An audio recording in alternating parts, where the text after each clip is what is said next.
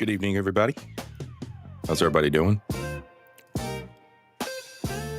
All right, tonight we got a little something a little bit different.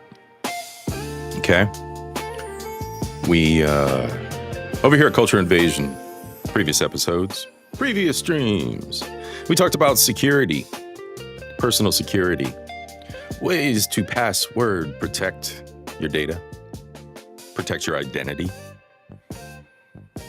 Unfortunately, things have progressed in a direction that makes it most uncomfortable for all of us. We can have a little bit of apathy. I understand the struggle of the day-to-day, but we have to take personal responsibility in this ever-changing landscape. We have to keep up with technology, folks. We have to keep up with technology. Your boy C.I.P. has been a techno nerd since the age of 8. All right. Basically, I am terminally online all the time and have been since that age. I've been tuned in to everything that is our digital and technical landscape.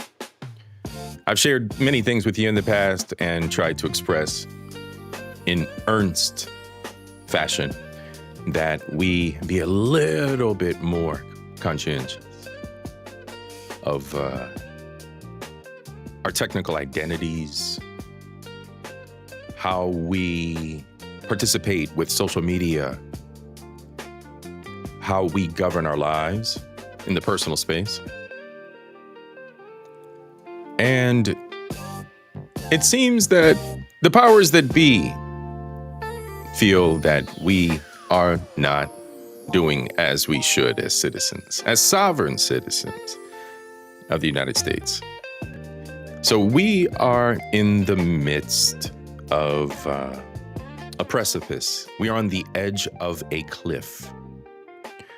On the other side of that cliff is a very, very, very steep and slippery slope.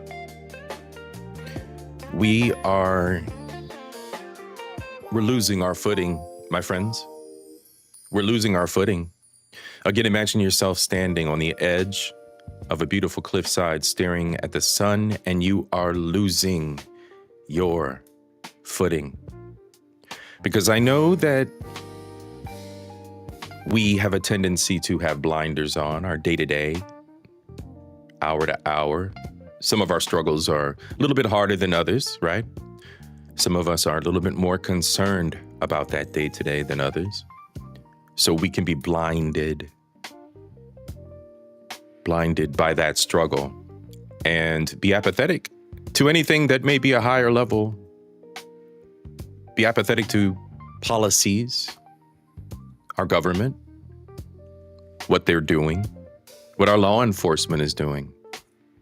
More than anything, we cannot ever assume that they are doing everything in our best interests. This evening, folks, we talk about FLOCK, F-L-O-C-K, FLOCK. What is FLOCK? FLOCK is an automatic license plate reader with many, many, many other abilities and implications.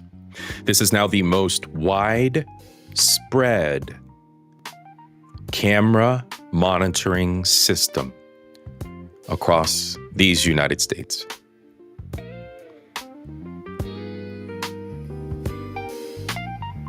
Invested by local police departments, and in some cases, governments. More than likely on the payroll of the company, but they have spread widely across these United States. Tonight, folks, we're going to take a deep dive into what FLOCK actually is, what the implications of FLOCK are, potentially, and what they currently are, as well as your boy C.I.P.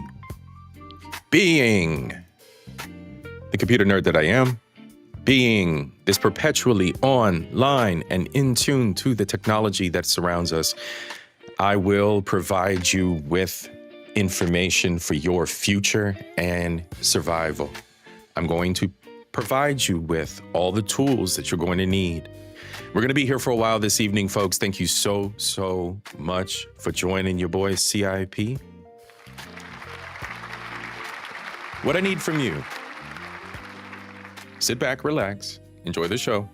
Be sure to share this with your loved ones, okay? Share this with your loved ones. Share this with those who may be a little bit less informed. Everybody's not getting the information across their feeds, and I understand that. I get it. Every content creator is not for every person that wants to be entertained either, right? Consumer. As the consumers, as the subscribers, every content creator may not be the message that you want to hear. Yeah, I respect that 100%. But please, if you do stop by, you are new, subscribe to the channel. Give me a chance. Your boy CIP is here for the culture, knowledge, and entertainment of life. And tonight, we are going to get a lot of knowledge as it pertains to Flock.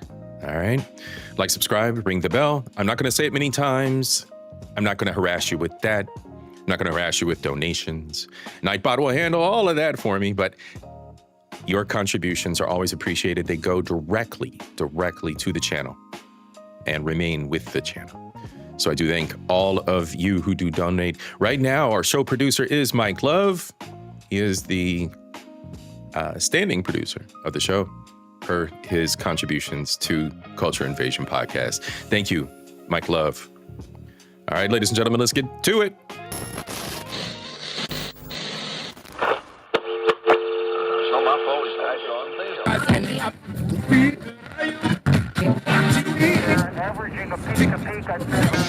Would you pull up in this when they're killing? We're begin, you feel me pulling up the skin? I really came to get it and deliver murder crime.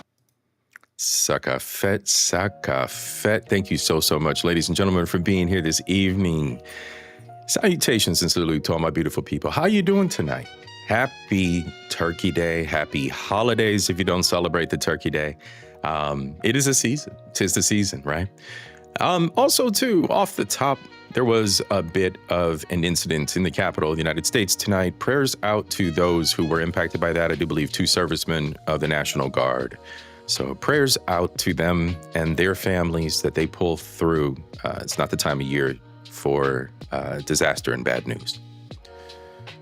All right, y'all. So this evening, we have a lot to cover. All right. We have a lot to unfold and kind of unwrap about what Flock actually is and how it impacts our civil liberties and what recourse we have to move forward in the case that we need to defend ourselves, right? And it's not in the traditional sense, but defend ourselves legally and be able to essentially prove our innocence in this absolute surveillance state. All right. So thank you so much for joining me this evening, or team replay. Whenever you catch this, I'm sure you'll be catching this later, maybe even during dinner while you're enjoying your turkey. I want to shout you guys out as well. Please be sure, hit the like button down below the video. Subscribe to the channel if you're new. All right. Got a lot of culture, knowledge, and entertainment over here. Few different shows of a few different genres and facets of life. Got a gaming channel, Cat and Poncho. Go subscribe to Cat and Poncho, Cat and Poncho Gaming, CIPGH here on YouTube. And I've got Cruise with Culture, because we are going to be traveling more in the future. Men of class, if you're interested in hanging out with your boy Culture, traveling, going on cruises, hit me up over there. Cruise with Culture. All right, y'all. So the Nightbot should be Nightbotting here shortly. You'll see the links in the chat. Otherwise, if you're here, feel free, hit the chat with me. Your thoughts and ideas as we go along. All right. So first, a little bit of reading here. Depending on how you feel about the ACLU. A lot of four-letter organizations here in the United States. ACLU being one of them. But regardless of how you feel about the organization, we're taking a little bit of contribution from multiple sources here this evening, right? Your boy C.I.P. is not one-dimensional. I'm not going to only investigate one source of information and knowledge. I'm going to look at this from all different directions. We got a lot of people sending up red flags about what this surveillance state we're currently under looks like. I'm going to kind of speed through this. I know this is a rather detailed article. Just a second here while I'm setting this up for y'all. We got font, bigger font for you. There we go. All right. So, news and commentary. Flock's aggressive expansions go far beyond simple driver surveillance, okay? So as mentioned in the intro, automatic license plate reader, an ALPR, right? Automatic license plate reader, that is what Flock is building a dangerous nationwide mass surveillance infrastructure. This is as of August 18th this year. Now, shout out to my cuzzo. Shout out to you, Trin. I appreciate you, cuzzo, very, very much for carrying the ball and running it downfield about 5 or 6 months ago over on FDNHT, right? Cuzzo, FDNHT Trin, over there on his channel, he did carry the ball regarding this topic and ran it down the field. We're picking that ball up and we're running it even further. We're keeping this going here. The ball is in play. This is a game that we must have full optics on, ladies and gentlemen, okay? All right, so being the nerd that I am, I'm going to dig a deep dive this evening.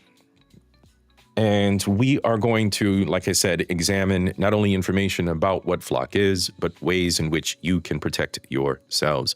First piece of advice, and before we get into this article, first piece of advice, get a dash cam now. You don't need a new television. You don't need a new pair of shoes. You don't need anything else that is commercial bullshit. All right, forgo on nails this month, ladies. All right, go buy yourself a dash cam. A dash cam that records what's outside the car, and a dash cam that records what's inside the car. They come with 2 cameras. You will find them readily on Amazon. Go pick one up. Your boy CIP very well may provide you with links at a later time, either in the description or on the Discord. I do have a Discord server. Nightbot will tell you all about it whenever he starts talking. I don't know, he's not talking right now. But I have the Discord channel. I'll also provide the link in the description. But yes, look for links for awesome gadgets and get yourself a dash cam, you guys. All right, get yourself a dash cam. If we are in a surveillance state where they're watching you and they can use evidence against you, your 13-year-old child, your 18-year-old child, your best friends, your colleagues,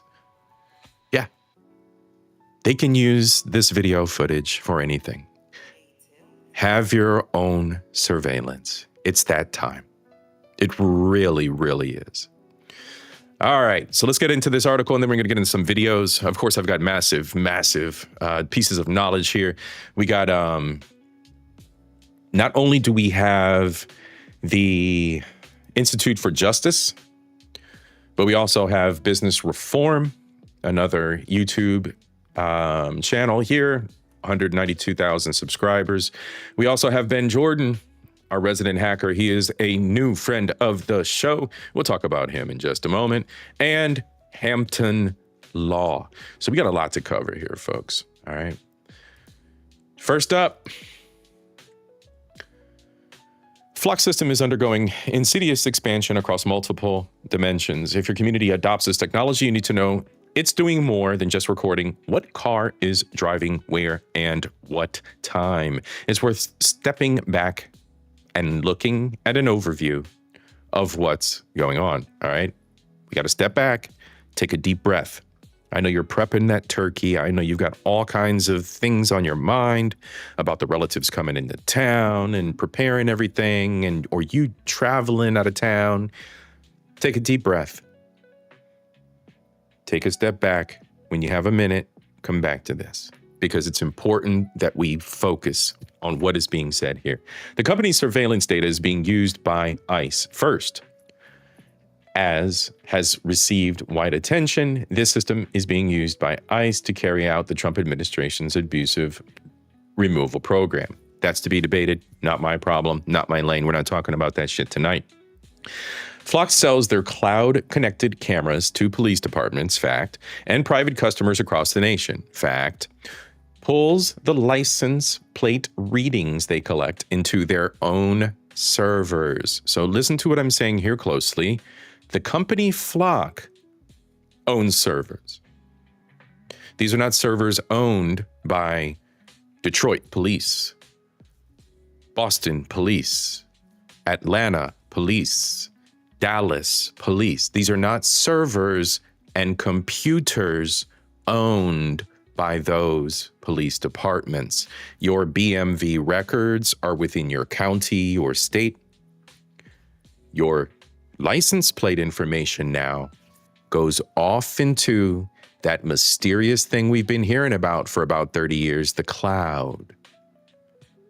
There's no designation for who that data can be distributed to.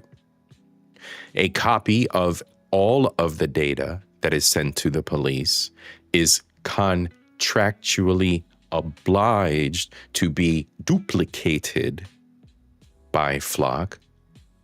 Okay.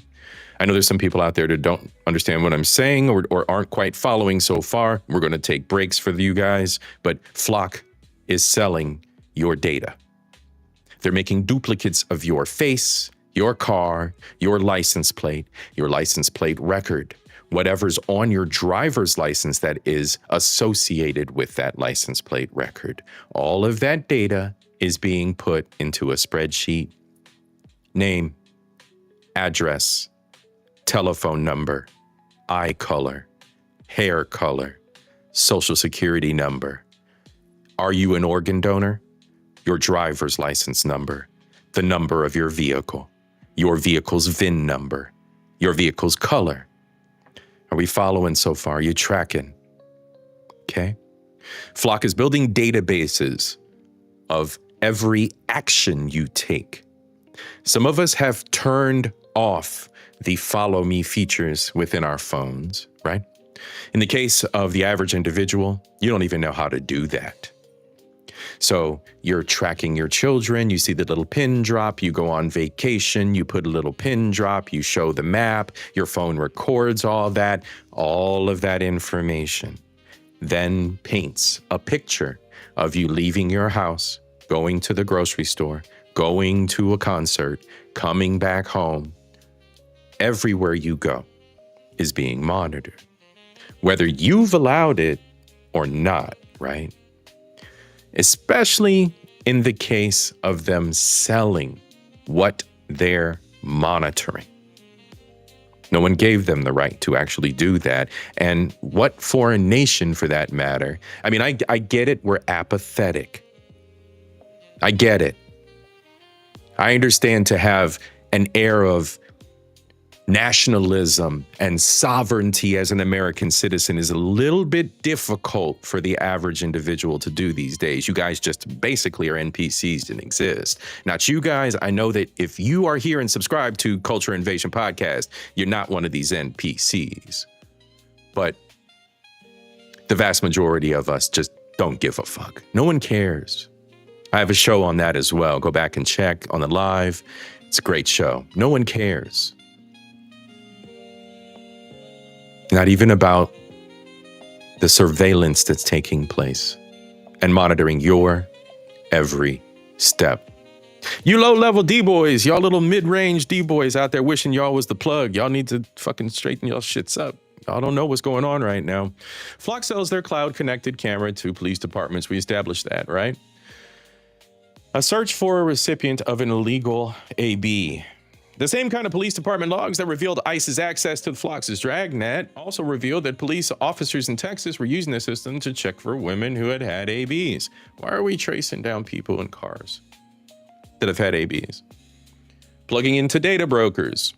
Meanwhile, as police around the nation expand their uses of the surveillance machinery, Flock is expanding the power of the system itself.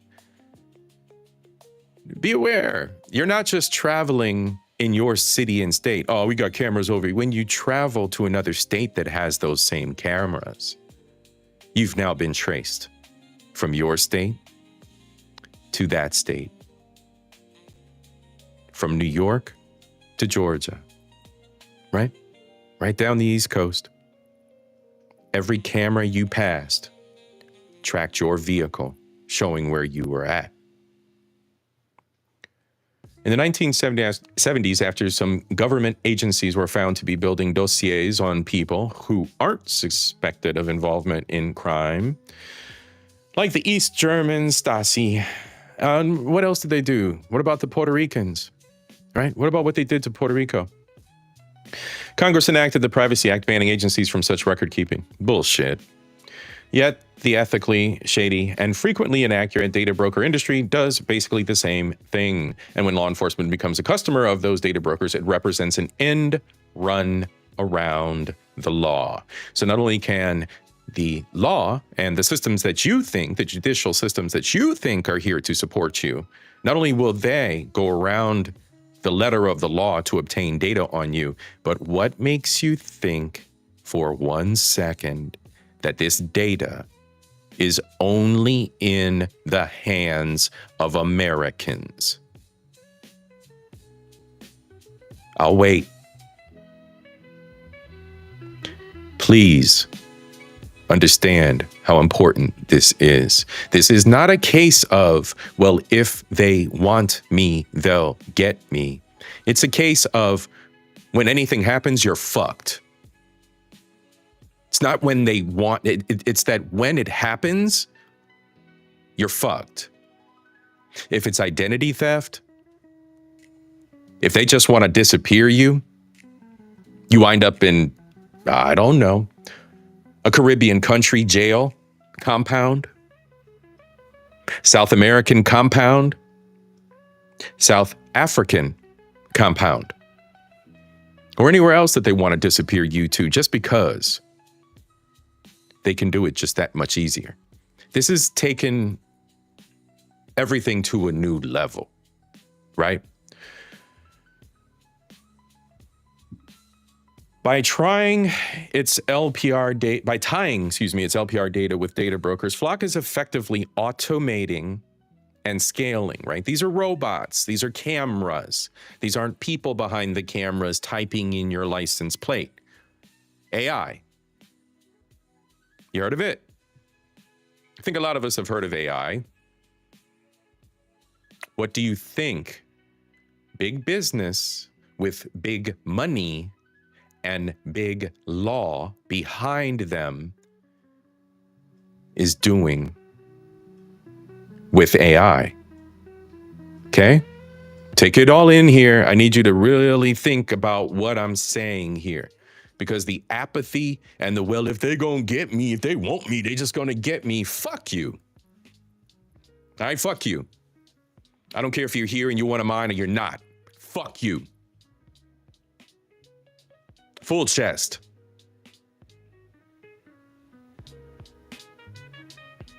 That is the most ignorant and non-self-governing way to think about who you are as a fucking human being. If they want me, they just gonna come get me. Basically, you're already a piece of shit is what you're saying, right?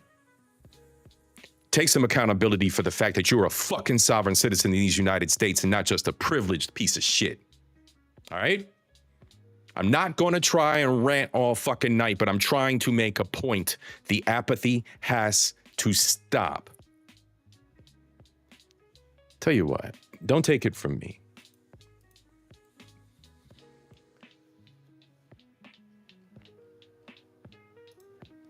I'm going to copy this right here. Hey team, how you doing, sis? I see you out there, boo. Thank you so much for joining me this evening. Or today for Team Replay. Hit the damn like, y'all.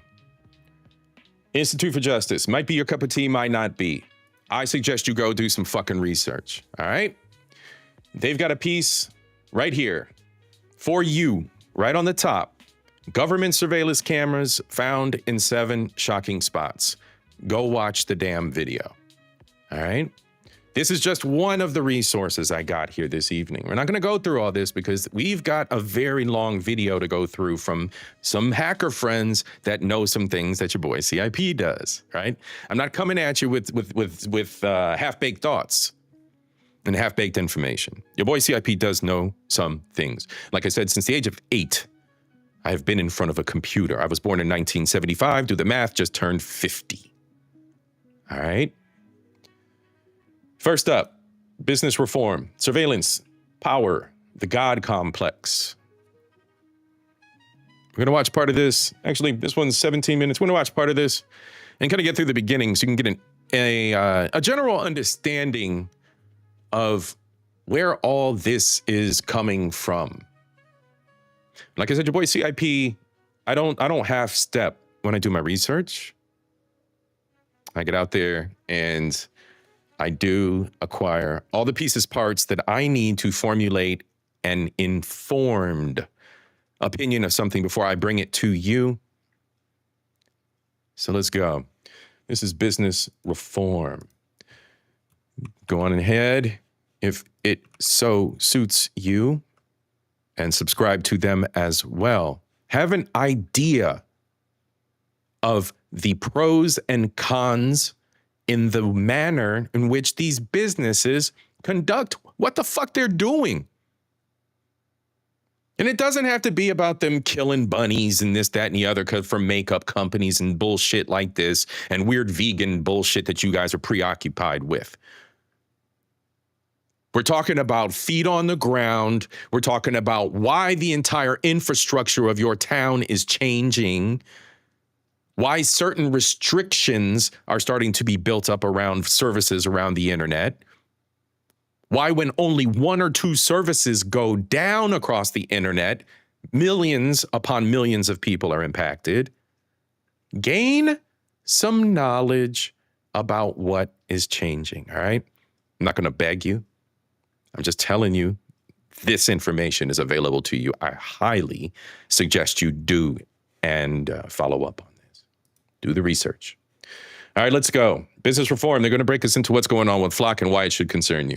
According to the American Psychological Association, a Jehovah complex, more commonly known as a God complex, is a form of megalomania in which the individual experiences delusions of grandeur and identifies with qualities associated with God. Among monotheistic religions, 3 commonly accepted qualities of God include omnipresence, meaning being present everywhere simultaneously, omniscience, meaning all-knowing, and infallibility, which means being incapable of making mistakes. God forbid if we know people in our lives and in our communities who are infallible. I'm so fucking sick of these non-humble individuals. And if you get a narcissistic piece of shit that thinks they're infallible in the upper echelon of a business, you're fucked. Not saying I know because I have certain individuals above me in management that are like that, but I fucking know. Let's go. These definitions will be important in a moment as we examine statements made by Garrett Langley. Look at this faggot. He looks like one of those Zuckerberg weirdos. One of those smug, soulless pieces of shit. That's the guy who's behind Flock. This piece of shit little bastard. Gen Z bro. Pissed off Gen Z bro. Thinks he's fucking Batman. Thinks he's fucking Bruce Wayne. I got monitors all over the world. Think I'm fucking around. Might be a little bit of a giggle for you. Get the giggles out. Know your enemy, folks. I'm trying to enable you with the knowledge you need. Get those damn dash cams now. Go to fucking Amazon and start doing research. dash cams with 2 cameras. The CEO of Flock Safety, in a recent interview with Forbes. We will also examine statements made by Police Sergeant Jamie Milliman, who used data from a Flock camera to wrongly accuse an innocent woman of theft. Now, if you'll remember, because I know you do watch my content, in the last episode I did with my buddies, Brian and Alex, Average Man and Every Man an Island, we covered this. We're going a deep dive, y'all. So it's going to sound like some repeat information, but we're diving deep into this today. As always, links to all my sources are in the description. In this video, we will also examine the words and actions of 3 other Flock customers as we explore the striking parallels between the people running Flock, some of the people using Flock cameras, and people who have a God complex. I am Dr. John Padfield, an engineer turned state representative turned business professor, and this is Business Reform, where we discuss issues. As you can see, our buddy does have credentials. Again, your boy C.I.P. is not fucking around getting some random sources that don't know what they're talking about. All right? We stay informed over here, folks. Good knowledge, good culture, good entertainment. All right? Hit the like. Let's go. At the intersection of business, technology, and society. While the term God complex is defined in the American Psychological Association's dictionary, it is really just a slang term. It is not a diagnosable condition in the Diagnostic and Statistical Manual of Mental Disorders, commonly called the DSM-5, published by the American Psychiatric Association. However, a God complex is closely related to a diagnosable condition known as narcissistic personality disorder, which the DSM-5 defines as a pervasive pattern of grandiosity, need for admiration, and a lack of empathy. I only bring this up because academic studies suggest that, quote, upwards of 18% of CEOs might be considered narcissist. And yes, I've heard that for years. I've also heard that CEOs definitely have sociopathic behaviors and sociopathic tendencies, period. All right, full stop. 18% plus whatever percent are sociopaths. It just is what it is. They don't give a fuck about you. All right, I don't know how to say that. I'll learn it in Spanish, but they don't give a fuck about you. Okay? And, quote, narcissism might be 3 times more prevalent among CEOs than among the general population. Other studies have concluded that, quote, police officers with traits of narcissistic personality disorder are more likely to engage in police misconduct. My doctorate is in technology, leadership, and innovation, not mental health. This video is not intended as a mental health diagnosis. It is simply a deep dive on some statements made by the CEO of a multi-billion-dollar company who is getting rich building the infrastructure for the surveillance state. We will also examine the words and actions of 4 Flock customers, including a police sergeant, a police lieutenant, and 2 police chiefs. I want to be fair in the clips I am about to show you, and I am telling you right now I am only taking excerpts from Garrett Langley's answers, because he gives some very long answers to very short questions. There is a link in the description where you can watch the entire interview on the Forbes YouTube channel. I'm going to let him cook, and I'm going to let him go on ahead with his examples, but that's another sign of an individual with a mental fucking malfunction. You ask them a simple fucking question, and they take you 50 years around the block and back again to get you an answer. I don't give a fuck who they are, who you are. You're fucked. Get some therapy and figure out how to socialize and communicate as an adult. Get to the fucking point. You got a tick. You got something wrong with you. Don't turn into one of these fucks. Most of y'all probably already are. Flock Safety used to claim on their website their cameras could eliminate crime in your community. But Garrett Langley now has an even more grandiose vision. He claims Flock can eliminate all crime in America in an amazingly short amount of time.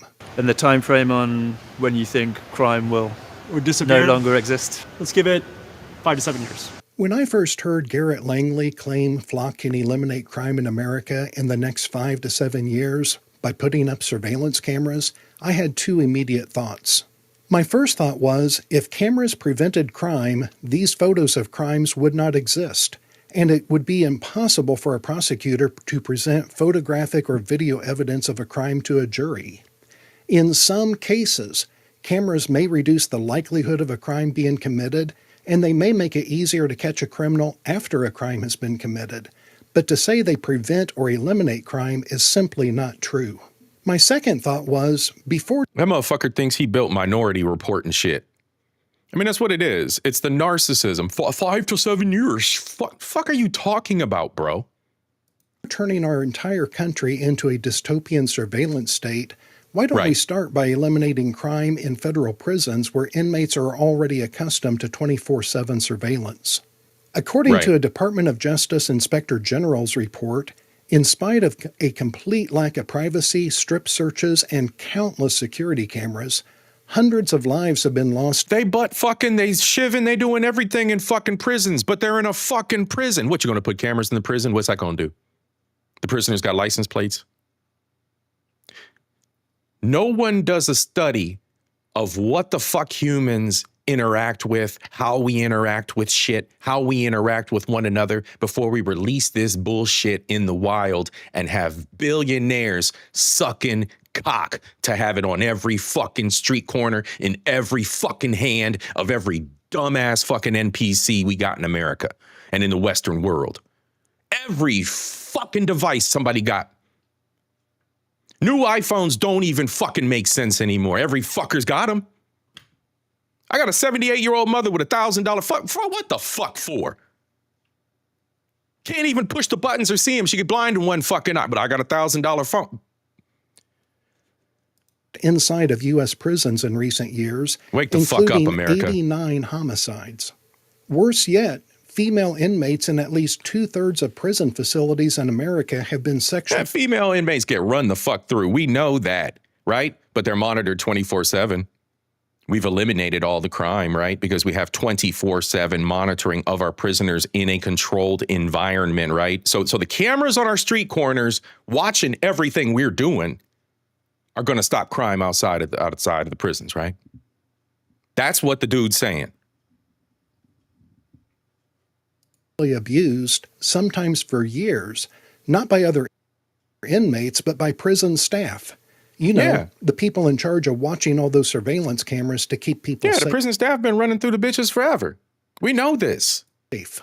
Why don't we ask Flock to eliminate crime inside just one federal prison before we let them turn the entire country into an open-air prison? And if you think the term open-air prison is an exaggeration, let's take a look at what a couple of satisfied Flock customers have said about Flock cameras.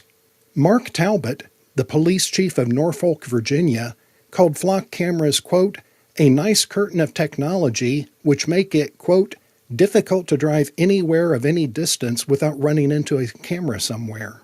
But the most honest quote came from another satisfied Flock customer near Denver, Colorado. A Ring doorbell recorded Police Sergeant Jamie Milliman talking with Chrisanna Elzer on her front porch. Sergeant Milliman said, quote, you know we have cameras in that town. You can't get a breath of fresh air in or out of that place without us knowing. Let me repeat that. The Ring doorbell recorded Sergeant Milliman saying, you know we have cameras in that town. You can't get a breath of fresh air in or out of that place without us knowing. Protection. Is that how you see this? This is protection? It's internment. I am with Captain Steve Rogers. When people can't get a breath of fresh air without the... We don't have patriots here in the United States anymore. There are no patriots. Everyone is literally spineless and apathetic. Religions have folded over. We have all kinds of religious atrocities taking place across nations, plural, fucking plural. And everyone's fucking apathetic. Turn the other cheek. Meh, I got other things to worry about. There are no patriots anymore.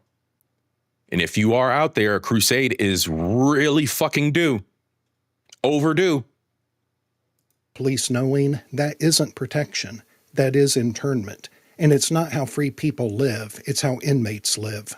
There are several psychological characteristics commonly associated with a God complex. One of those characteristics is feeling entitled to control others for their own good, regardless of whether they consent to that control. Right. We will come back to some additional statements Sergeant Milliman made in just a moment. So far, we have seen Garrett Langley has a grandiose plan for eliminating crime in America, and his network of 80,000 AI-powered cameras across the United States give him the godlike qualities of omnipresence and omniscience. You guys want the all-seeing eye and the Illuminati? You got the all-seeing eye and the Illuminati. But that is okay, because he is uniquely qualified to save society by eliminating crime. We got Illuminati Another common at home. social behavior of people with a God complex is they are often hostile to opposition. This makes complete sense, because they are always the good guy. Anyone who opposes them is automatically the bad guy. Has Garrett Langley ever demonstrated hostility towards opponents of his surveillance cameras? Absolutely. In my opinion, the short answer is yes. Yep. In late 2024, a software engineer by the name of Will Freeman created a website called dflock.me. It is a crowdsourced project that has mapped the location of over 46,000 automated license plate readers made by Flock Safety and other license plate reader companies. On their website, you can see how... All right.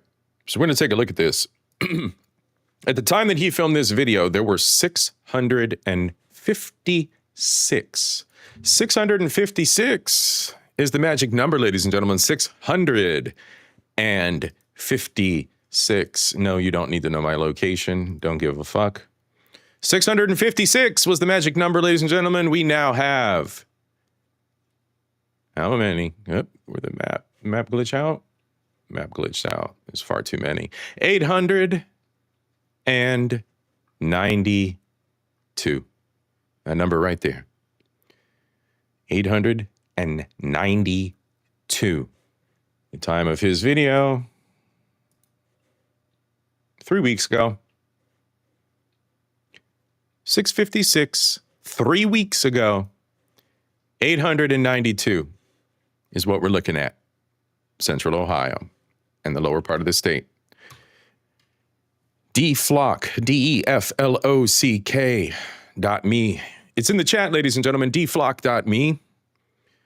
Feel free to click the link and explore. So let's say your boy C.I.P.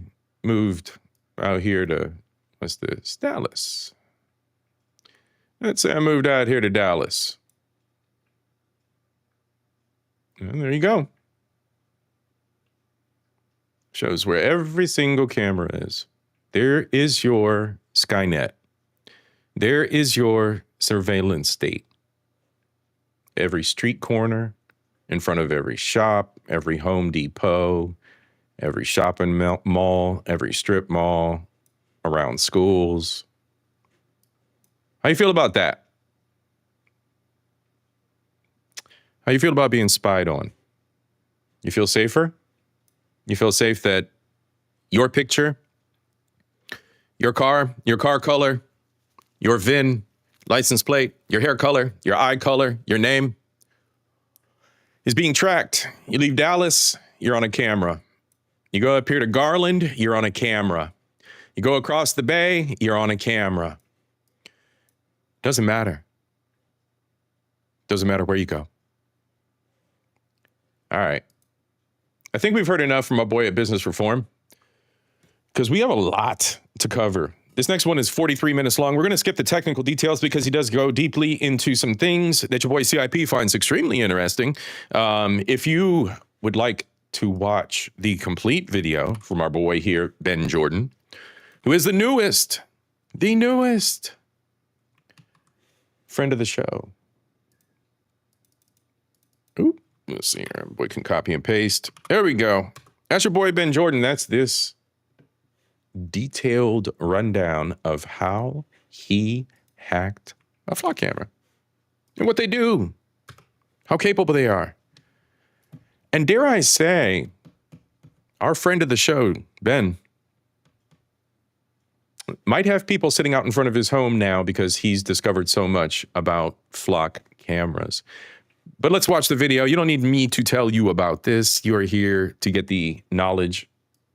Let's go. You may remember me from this video where I told you about 40,000 of these things that your tax dollars pay for that are tracking your every move and repurposing data collected about you every time that you drive past them. Upon further investigation, it turns out that there are over 80,000 of them. And we got some and we hacked them. You can press a button a few times on the back of these cameras and within a few minutes, turn them into your own personal spy device or malware host or honeypot that steals people's login credentials or a cryptocurrency miner, whatever you want really. Or alternatively, how you can point an antenna at them and decode the video stream using a technique used by the CIA during the Cold War. Or how another researcher found a Google search phrase that had the capabilities of showing you the real-time location of these cameras and police patrol cars. This isn't clickbait or an exaggerated claim with no payoff. Just the other day, weeks before this video will be released, US senators and representatives drafted an official letter to open an investigation that highlights the national security risk. All right, and this video was dropped 10 days ago, ladies and gentlemen. Your boy C.I.P.'s on top of the news, all right? Let's go. Risks associated with our findings. And in this video, I'm going to show you exactly how they work and even demonstrate them to journalists. Yep. No fucking way. And finally, we're going to take a brother. deep data dive into the efficacy, misinformation, and straight up lies surrounding some private surveillance startups. And we're going to use that momentum to push for protocols and legislation that actually makes you safer. Wow, that's a lot for a YouTube video. No, I can never act. Been trying to stack up racks on racks. Boys in the back wearing all black, staying on track. Better show you gun, and that's on me. Out here getting this beer. If you work for the devil, better retreat. That was dope. Good intro, Ben. The meat and potatoes of this video will be mostly in parody with John Gainsek's white paper, and that's linked in the description below. Many of these vulnerabilities were recently published with the National Vulnerability Database or are in the process of publication. And So there is a database of vulnerabilities and things that are broken in technology, right? That's a vulnerability. When something can be accessed that shouldn't be accessed, it's vulnerable. It's vulnerable, okay? So we have vulnerability databases in the nerd world of pieces of technology that are vulnerable. If this is a piece of technology, it has a little happy screen on it, my little vape does, and something's wrong with it, chances are, if it's a popular piece of technology, it's got an entry in the database, all right? Operating systems, your phone, your iOS. Yep, there's problems in the vulnerability database, sure of it. To prevent the average viewer from getting lost or falling asleep, I'm going to keep many of the formalities and extensive details to a minimum, but thanks, Ben. If you find yourself wanting more details at any time in this video, just check the description for a whole bunch of links. Welcome to the world of responsible disclosure. And again, his video is linked in the chat, all right? Get out here, get in the chat, hit some links, bookmark some sites. Ben's got a lot of great information, as you will see. I'm going to try, your boy CIP is going to try my very best to, bird hands, to not talk so much, all right? I'm going to try, but I think what I'm going to do is I'm going to resort to only talking about terms that can be a little challenging and difficult for just like the average viewer, right? No sense in us drowning you in technical gobbledygook and everybody's brains frying, and then the next thing you know, you're not even watching the stream no more, right? So I'll try to explain things as we go along, fast forward through parts, and then move along, right? Let's keep it fluid. Let's keep it moving. While I'm up here, let me tell you that to the best of my knowledge, any of the cameras or hardware seen in this video were acquired legally. I have not shared or redistributed any of the data on them, and as long as they are in my possession, they will not be placed into the wild. At no point in time have I knowingly accessed or interfered with any server or service related to or owned by Flock Safety. There is a chance that all of the devices that you see in this video, or all of the devices that we have acquired from multiple different sources, are unique and do not have the same hardware or software that the devices in the wild have. I have no idea how or why that would be the case, but it is technically a possibility. And finally, at the time of me recording this, there are 47 security issues covered, with the vast majority listed in the white paper. In this video, I'm going to be showing you 6 of them. Over the last summer, when doing research for my first video on this topic, I started poking around to see if anyone had... So essentially what he just said is there are 46 vulnerabilities, 46 issues that are wrong with this technology. He's just going to show us 6 different ones, all right? done an independent audit of flock safety or related services. This naturally led me to the dark web, where I have access to some semi-private communities dedicated to hacking and open source intelligence. Some of these communities have well-organized marketplaces for breached data, credentials, exploits, and all that stuff. And that is where I found this. Please excuse the poor English translation, but these were law enforcement flock safety accounts for sale with escrow protection by a reputable vendor. And a few days later, the listings were removed in a way that suggested that someone had bought them. Not long after that, I got in touch with the professionals. So essentially, usernames and passwords for flock cameras that belong to police in America. Did you see the writing? He said, excuse the rough translation. Did you see the writing? So the data broker on the dark web had username and passwords. Yeah. License plates, background checks, vehicle tracking. These were law enforcement flock safety accounts for sale with escrow protection by a reputable vendor. And a few days later, the listings were removed in a way that suggested that someone had bought them. Not long after that, I got in touch with a professional security researcher regarding other things on this list, and what do you know? He found something very similar on the dark web. So in the cyber industry, there are things called access brokers, and some people specialize in government agencies or maybe local law enforcement. I started digging more to find out where these accounts could have come from. Were they bought or stolen off of a police officer or a flock employee? Or just maybe flock safety had some security vulnerabilities. The most significant and troublesome and mind-boggling vulnerability on this list was discovered nearly a year ago. Late 2024, I stumbled down a rabbit hole, and then probably a few nights later, was messing with the buttons and the dip switch, and then was able to figure out how to get a shell on it. Yeah, so I'm John Gainsek Gaines. Professionally, I've been in the offensive security field for over a decade. Obtaining shell on a device means that you can remote control it, exfiltrate data, and escalate privileges, which is exactly... So when you access the shell of a device, you're able to basically look at all the code in the background and execute programs in the background that your operating system wouldn't let you do. Right now, there's a big theft ring in the UK. If you have an iPhone and you're a tourist or you're just a citizen NPC walking around in the UK, chances are, and you have your phone out, chances are the bandits are going to run by and snatch your phone because they can root and get to shell on iPhones. Now, if you have, and then wipe them and resell them, right? Because iPhones are worth so much. Please stop buying those fucking things. In the case of Androids, the thieves are actually snatching them and then turning them right back around and handing them back to the people. Shout out Android. Android will live forever. So in the case of Android, iOS, Linux, Mac OS, or any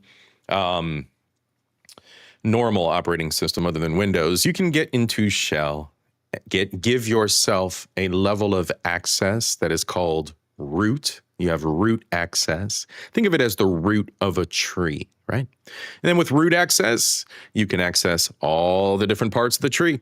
That's basically it. It is that simple. So the techniques that are used, however, take a little bit of professionalism. Back in the day, your boy C.I.P.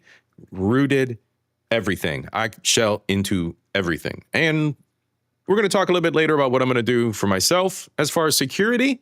I already have a dash cam, but there are other precautions I'm taking as far as my personal security is concerned, including a very major change, which is changing my operating system on this rig. So your boy CIP is going to go through a maintenance phase. We'll talk about that here in a little bit near the end after we speak with our lawyer friend and react to his video. But for now, we're going to get back into the hacker. That is how you access root. That is what root means. It means you are able to control the device at its very basic components and command it at your will. So the guy that we just saw with the nice haircut, this guy right here, he was able to access root. And here we go. Let's see what the guys talk about. In a particular sequence on a flock safety camera, a wireless access point is created. Hey partner, don't do any of this stuff unless you can legally acquire a flock safety camera. If you do this to one of the 80,000 all over the US of A, you'll be put in the clink. First thing you're going to want to do is go ahead and press the button to turn on that police camera. Then press the button on the back a number of times I can't disclose in this video. There she is, the Flock wireless access point. Go on and connect. Send a command to enable ADB, connect, and now you can connect to the Flock safety device and access its data, or install whatever the hell you want on it. Have fun. This, along with John's previous There you discoveries, are encapsulated in an My friends. easy-to-use tool that he made, so even a novice user Young bucks that are out there that are learning a little bit in the IT field, take heed, gentlemen. All right? could obtain full control of the cameras. We let George Cheedy from The Guardian do the honors. The longest part actually is waiting for the hotspot to turn on, but realistically in about 5 seconds. And in fact, with the compute box, you don't need to hit the buttons because the USB-C ports are exposed, so you can just plug in a rubber ducky and then walk away. A rubber ducky, sometimes referred to as a bad USB, is a USB drive that a computer or device detects as a USB keyboard and then executes scripts called payloads. One can make a device like this for as little as $5. This quite literally raises the limit of how one could use Flock safety devices to their imagination. You can clone or decompile the apps. You could send the video stream data to a remote server. You could use it as a botnet client for malware. You could have it capture Wi-Fi handshake credentials and do middleman or honeypot attacks, or replace or modify captured footage or images. And if that is the case, this could bring into question the integrity of the data being used as admissible evidence in court, like in general, unless of course a prosecutor could prove that a security breach wasn't detected. And about that. The apps that are installed that are custom of the vendor all have debug enabled, which on these types of devices, on Android devices, means that you can pause them in runtime and modify the memory, right?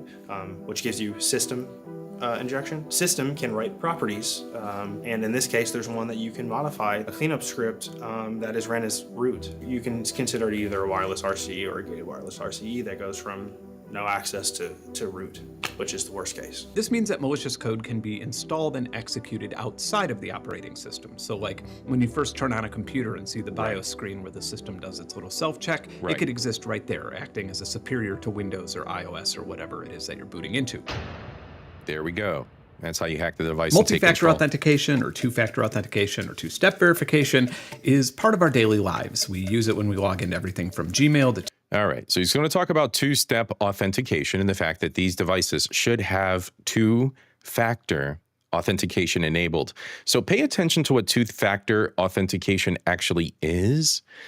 You guys, I'm highly, highly, highly recommending that you follow up with your Gmail accounts and Apple accounts or wherever your email and your numbers are all stored, and ensure that you have two-factor authentication active, right? It means you put in 2 passwords, or when you put your password in, it sends you a passcode.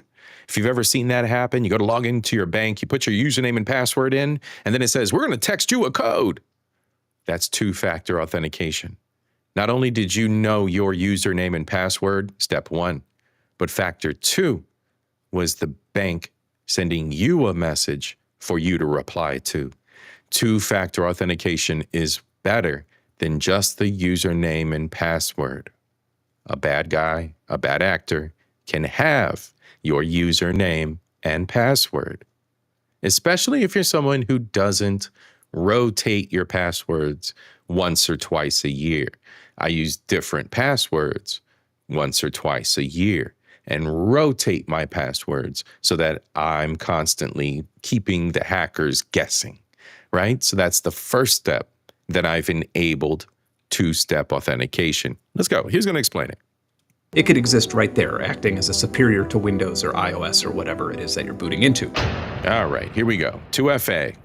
Multi-factor authentication or two-factor authentication or two-step verification is part of our daily lives. We use it when we log into everything from Gmail to TikTok to our banks and nearly everything in between. But not all 2FA is equal, and different types have their own strengths and weaknesses. For example, some 2FAs simply pop up on your phone or your desktop and ask you if you've just logged in from a certain device or region, in which you can approve or decline the new device. This is an excellent security protocol if you're sitting at home in Kansas and see that that somebody from Bangladesh just used your password. But if I'm sitting in your driveway in Kansas, or especially if I'm using your Wi-Fi using a device like this, I can clone your Wi-Fi signal and then send a deauthorization or deauth signal to your device's MAC address. Either you will notice this and try to reconnect, or your computer or phone will automatically reconnect, and now you'd be accessing your own network through my device. I could use a script to clone the login page of whatever credentials I'm trying to get, and then feed it to you, capturing your session and, depending on the service, your username and password. Then, as expected, you would get a two-step verification asking you if you just logged in, and you would say yes, granting me access. This means that when it comes to credentials like this, even with 2FA or MFA,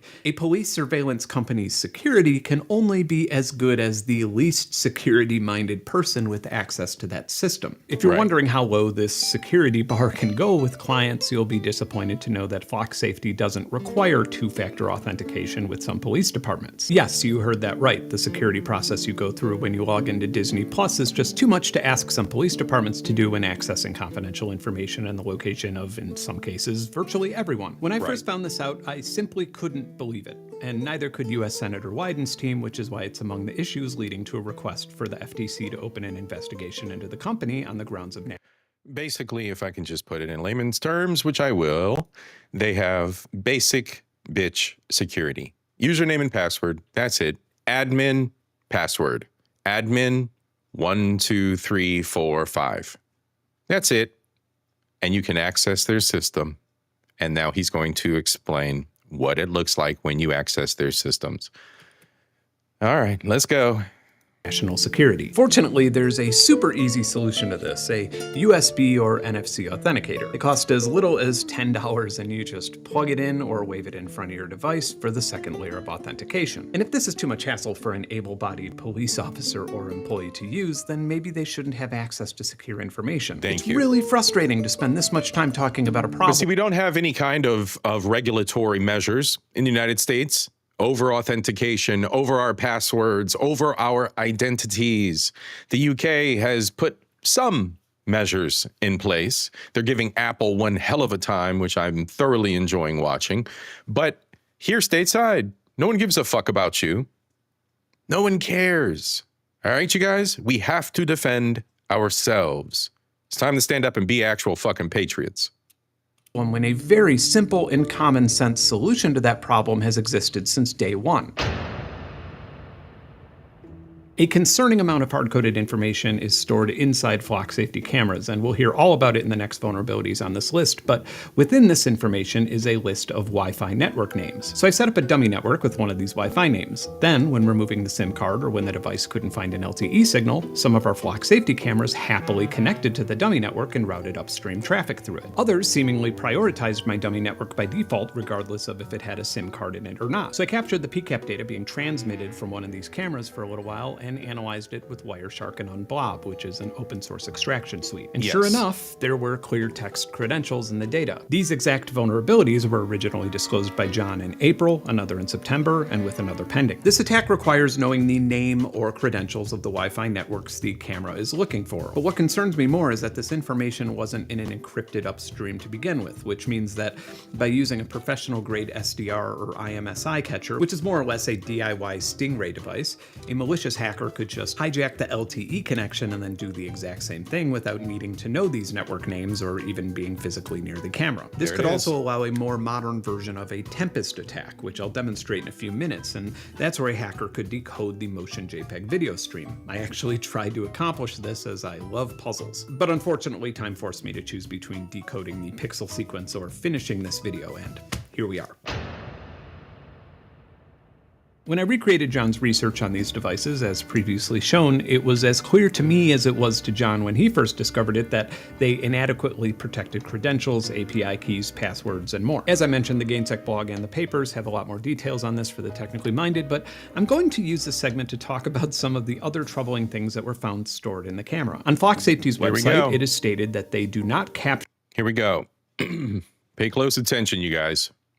or record data of people, but only vehicles. They also state that data and footage is encrypted throughout the entire life cycle, and that data is automatically removed from devices after 7 days. Speaking for myself, when I recreated John's research across multiple devices, I confirmed exactly what he was seeing. If Flock Safety's cameras in the wild are operating like the ones we researched, this would be a clear contradiction to their statements. Firstly, when I moved in front of the camera, the radar module triggered the camera module to take a picture of me. Then the onboard AI looked for a license plate and didn't find one, but it stored the image anyway to a separate folder. Now this doesn't seem to target people. It will also take a picture of my hand if I move it in front of the lens, or a picture of my desk if I move the device. But what I observed were the devices intentionally saving the footage, not erasing it. Secondly, throughout the entire process of verifying John's research, I didn't crack or decrypt a single thing. Any of the information, footage, or data that you see or hear about in this video was unencrypted at runtime. And finally, when going through the files and temp folders of the Falcon cameras, we absolutely found images older than 7 days. In fact, John found stored images that were captured when the camera was triggered inside the factory where the device was made. So hypothetically, this suggests that if you had a camera deployed and pointed at your front door, one could access this data and figure out when you entered or exited your house.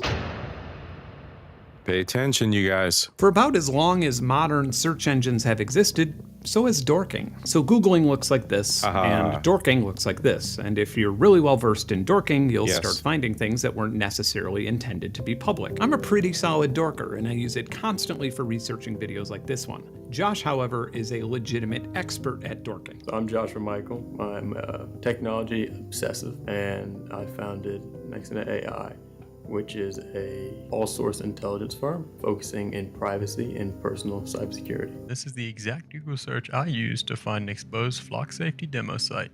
Did y'all catch that? This is the exact Google search I used to find an Y'all catch that? exposed Flock Safety demo site. Reveal how their system traces cars, maps patrol vehicles. Watch this. It can soon build full investigation profiles on people. At first glance, it was a UI demo site meant to just show off how cool their buttons look.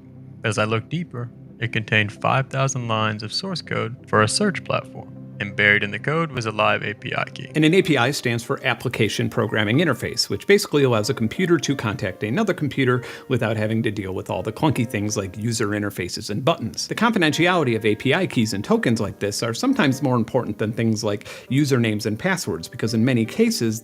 Thanks, brother. Same to you. Hope all is well your way. We're talking about Flock tonight. We're getting into the nitty-gritty of the hacking and technical details so we can make an impression here to the subscribers, the viewers, of just how egregious this is.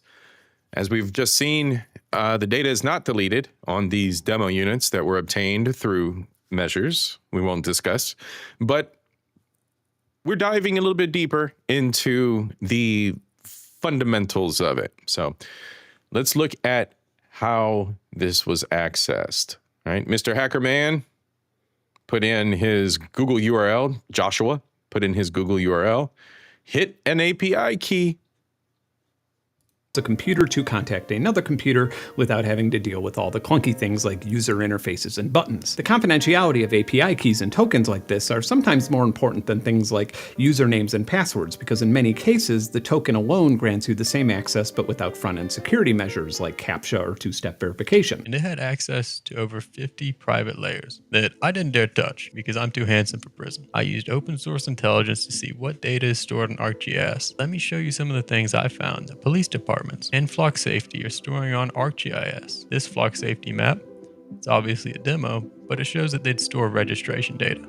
So names, emails, how many cameras, and a field to attach files, whatever that may be. Carrollton Police Department, this is no good. The exposed API key may have granted us access to track live patrol car locations.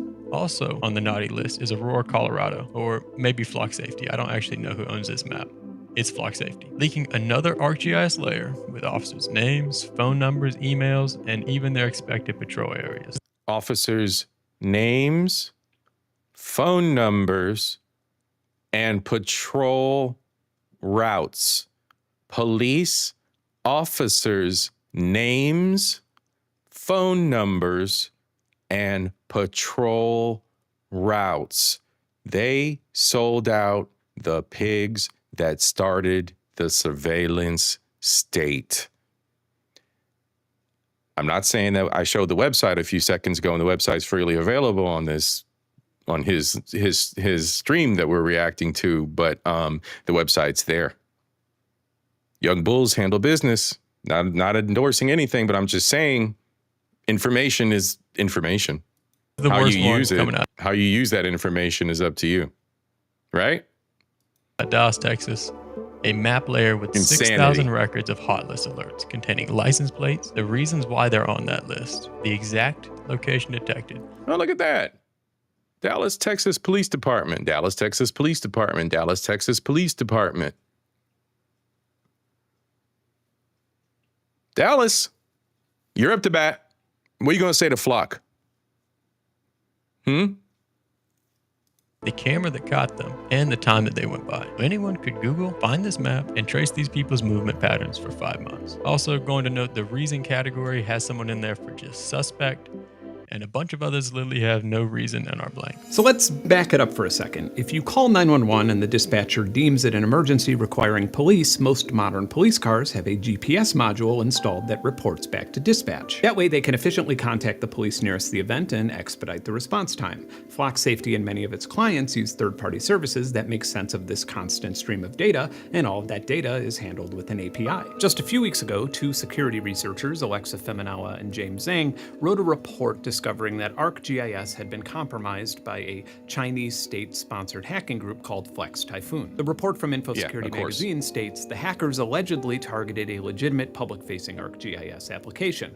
This is software that allows organizations to manage spatial data for disaster recovery, emergency management, and other critical functions. This is just a very recent example of what could be compromised with sensitive API information for geospatial platforms.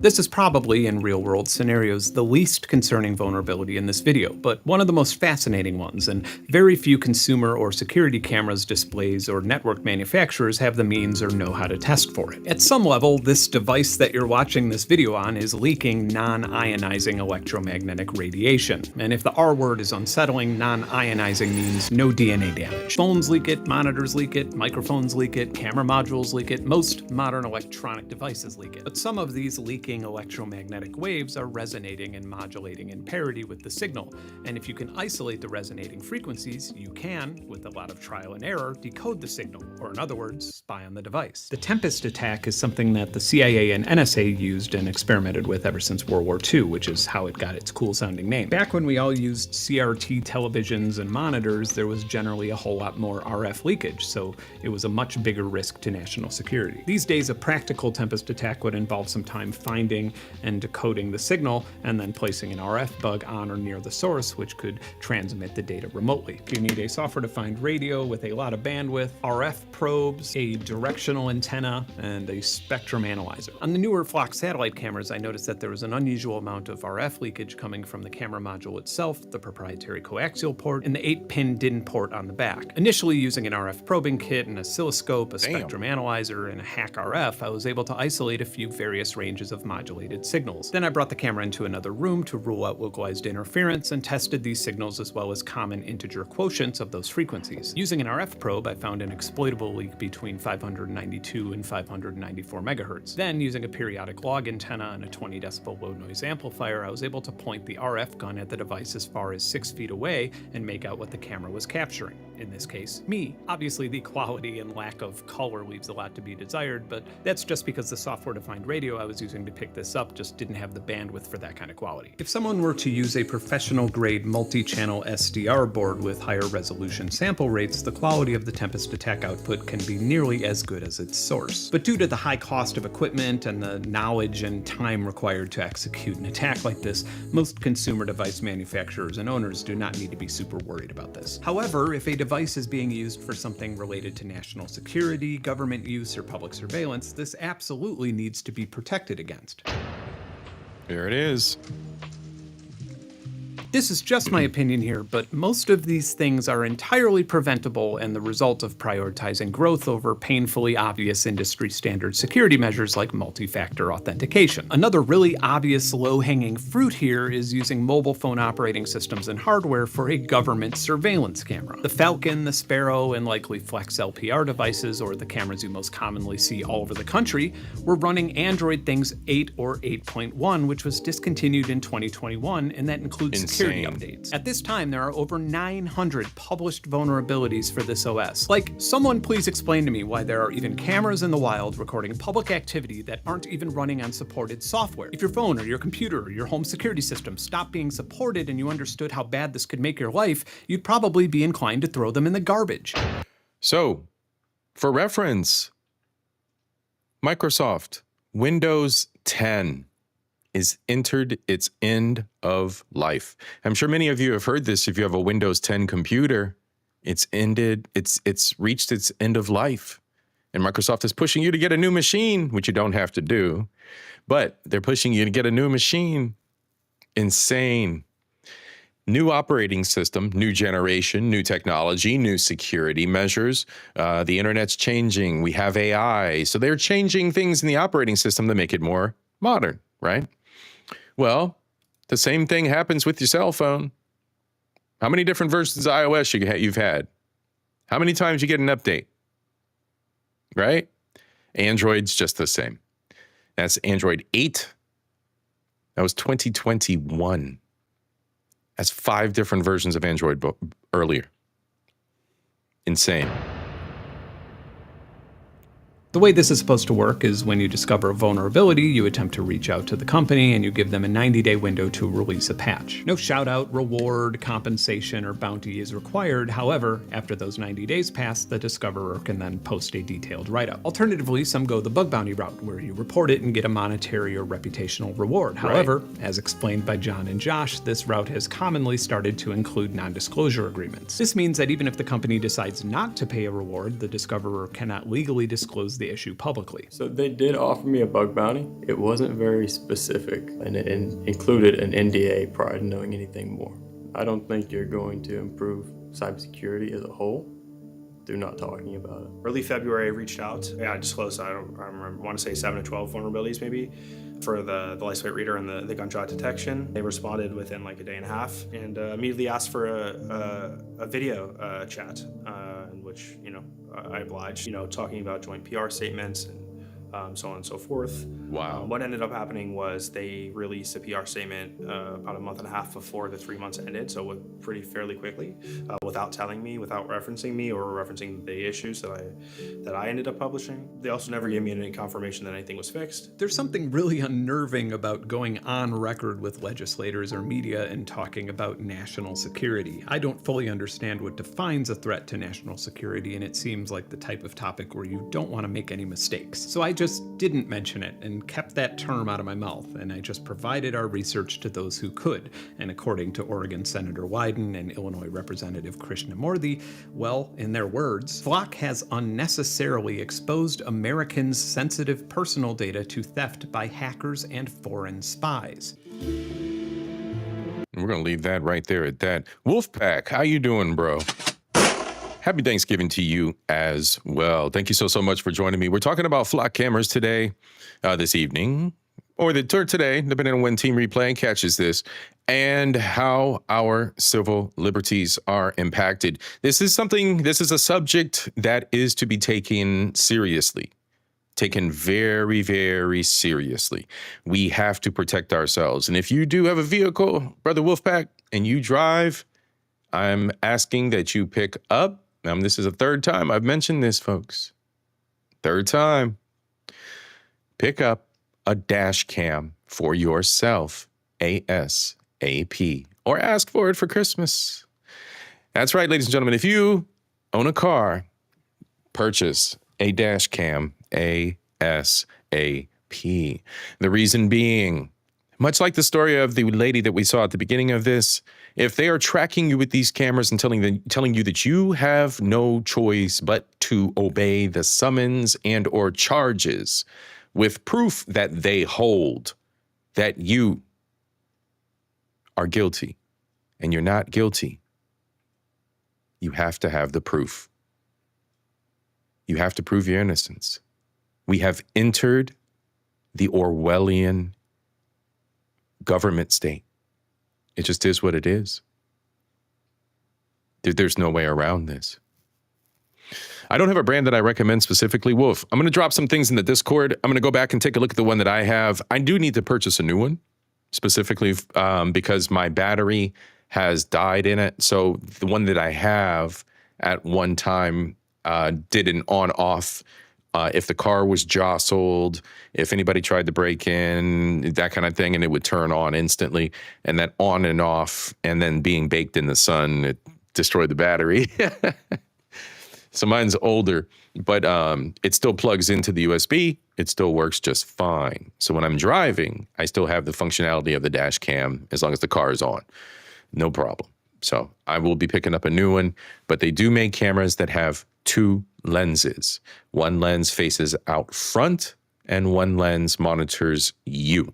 That ensures that if you see an accident or something happens in front of your vehicle, you're able to record it, be a good citizen, and or defend yourself, as well as within your vehicle. No one can make any excuse for your behavior but you. Everything's right there in 4K, 1080p, whatever it is, right? So pick up a camera. Keep cameras with you everywhere you go. I'm going to get one of those little GoPro little deals that you magnetize to you. like I'm got my own fucking police cam.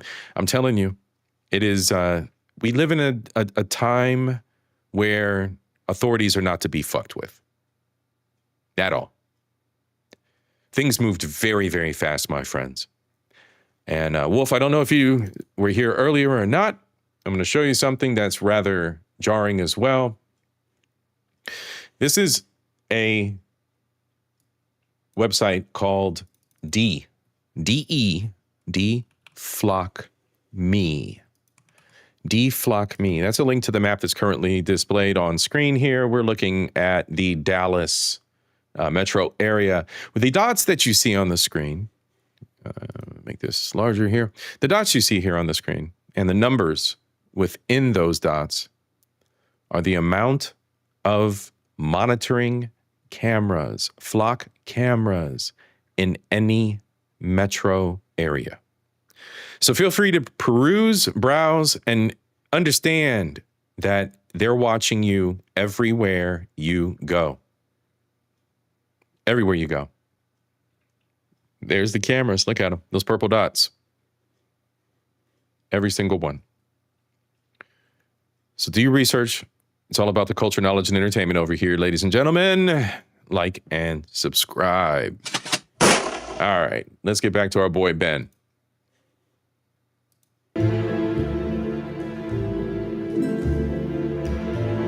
Part of my research was trying to figure out just how effective the adoption of flock safety and similar ALPR services have been at reducing crime rates. Hey, Janesta, how you doing, sis? I'm so glad you joined. Janesta Coleman. Janesta Coleman. What's up, sis? We're talking about the security state. We're talking about your civil liberties, how to protect yourself in this surveillance state that we live in. So thank you, sis, for joining. Please feel free to go back and replay if you need to catch this from the beginning. All right, y'all. Or increasing crime clearance rates, and this is a deceptively difficult task. For example, let's do it. And happy Turkey Day, sis. Happy Turkey Day. Happy Thanksgiving. Most people concerningly do these days and ask Google and let AI answer it for us. Well, hey, there you have it. Let's maybe look at those actual sources, though. By the way, All right, so again, your boy C.I.P. chooses these sources as like he says, he's checking his sources. Your boy C.I.P. checks his sources. So everything that I've gathered this evening, and this is going to be a long evening. We've got about another hour to go, okay? It's a good night. It's a good night. Y'all ain't doing nothing but cooking turkey in the morning like I am anyway. So turkey and ham. So what he's going to do is, he's going to break down the effectiveness of this entire thing. We're about halfway through. He's in the home stretch. So we're going to break down the effectiveness, the efficiency of it, the efficiency of it. Easy for me to say. All right, let's go. I want to take a moment to congratulate Flock Safety on their search engine optimization skills. It's so good that even services that only exist to help companies improve their SEO are like, bro, sorry, it's literally impossible to improve beyond your elite talent. This means that whenever you want to find information about Flock Safety or ALPRs or police cameras, Flock is going to be the most prominent and influential force in your initial results, and subsequently, so will the AI assistant's answer. More on that hellscape in a future video. But hey, look, some studies. Let's check them out. Okay, so only 2 of these studies took place after Flock Safety was even incorporated, and they tell us nothing about the efficacy of surveillance or data collection. Flock Safety... Right? So when you write a report and you say, oh, look at this, crime statistics are down because of our cameras that we installed. Where's the data? Prove it. We don't say that enough to one another. Prove it. What is your merit? Prove it. That's all they got to do.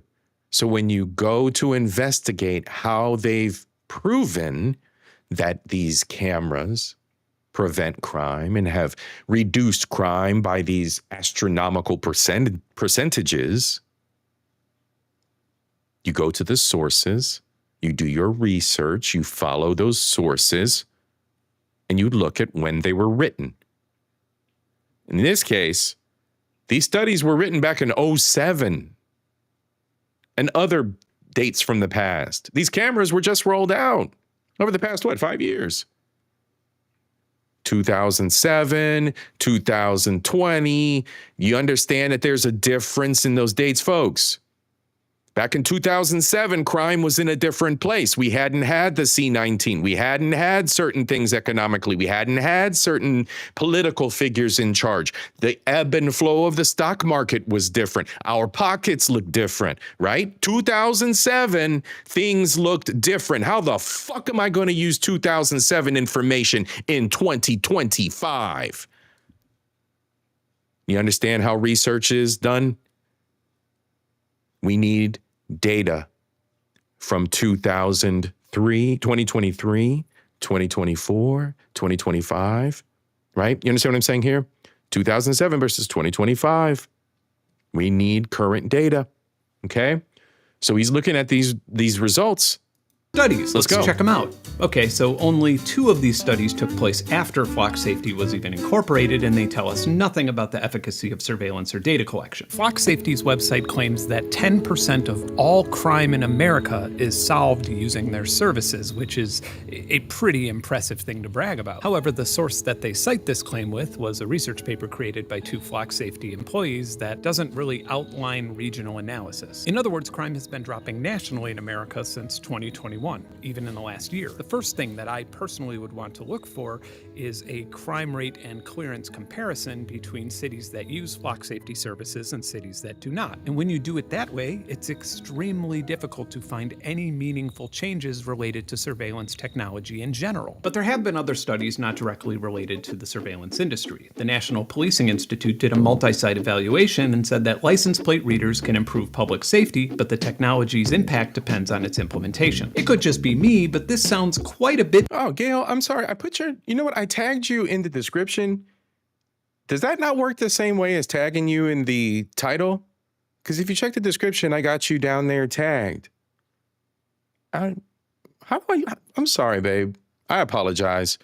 Team replay? Here, I'm going to give you some riz for being here. Ooh la la. You get the ooh la la. Ooh la la. Hey. You get the ooh la la, sweetheart. I'm sorry. Thank you for being here, sis. So we are chatting with the hacker. We're reacting to his piece. He's going into the effectiveness of these systems, right? How effective are they? What analysis has Flock done to prove that these are even worthy? That they were. If I was an investor, this is shady information at best. So I'm kind of curious where he got his nest egg from. But you know, we're beyond that now. We are now in the surveillance state, and I've already mentioned it 3 times. But Gail, just for you, babe, if you don't have one and you drive, pick up yourself a dash cam. Get yourself a dash cam if you don't already have one. Get you the dash cam with the 2 cameras. The folks, you know, y'all have already heard me say it. Hit the like because you've heard me say it multiple times. Give me that. But yes, go get yourself a dash cam, one that monitors you as well as the traffic in front. They got 2 cameras on them. Trend, Ben, Hampton, but it's not highlighted. Okay. All right. So it didn't highlight it. So something's up. All right. YouTube sucks. Yes, please, sis. Go back, check it out. Plenty of information. Your boy gets riled up a little bit because I want to impress on people that they really have, we've got to shake the apathy. We have to return to being true patriots of this nation and understanding our sovereignty, our liberties, and how this is actually absolutely just blown everything that we've known out the water, right? Our civil liberties are absolutely being challenged right now. Absolutely being challenged. All righty, sis, let us continue. Different than what Flock's CEO is saying. Over 5,000 cities leverage Flock to solve north of 14% of all crimes in America. But Flock's story is an Atlanta story. We can now rest assured that if a crime happens in South Downtown, it will be solved. It wasn't. Right. Crimes are not being solved. In 2023, the whole thing is, and I don't give a fuck what anybody says, police are reactionary at best. They have no way on earth of predicting crimes. They don't. It just is what it is. They're reactionary at best. I'm being attacked. I'm on my way. It's a reaction. I'm right here. No, that doesn't work that fucking way. All right? I don't give a fuck who you are. Get it out your heads, folks. It doesn't work that way. The Berkeley Police Accountability Board did some data diving and found that ALPRs in other California communities were sometimes more correlated with increases in vehicle theft and lower crime clearance rates. In the case of Bakersfield, California, it was only after ALPRs were installed when the city rose to have the highest motor vehicle theft rate in the United States. The board also noticed that Flock Safety had claimed their services were responsible for a 33% decrease in motor vehicle thefts in Vacaville, California, but were citing data from years before the cameras were even installed, which brings us to Oakland, California, and in full transparency. Again, it's stale data. I just said that. It's stale data, guys. Yeah, I've been informally consulting with and sharing some of this research with their city council, who had just delayed a vote on a $2.25 million expansion to its Flock Safety network. Flock Safety's public website claims that their services have helped Oakland's violent crime clearance rate rise by 11%. Not bad. Well, actually kind of bad, because they failed to mention that violent crime decreased by 19% in that period, which is on par with the FBI crime stats for the entire country. They also conveniently failed to mention that in 2023, Oakland had a violent crime clearance rate of 3%, and that was later acknowledged as an error by the police department themselves, and this was a pretty big news story last year. And the Oakland Police Department were the ones to acknowledge and confirm the error in the first place. So how are so many cities like this failing to call bullshit on these types of claims that may result in millions of tax dollars being spent on these services? This is what I keep running into again and again when researching the efficacy of police surveillance technology. A private business will cite statistics that are often misleading, and somehow nobody from these cities or police departments seem to have actually validated the information quoted in the sales pitches.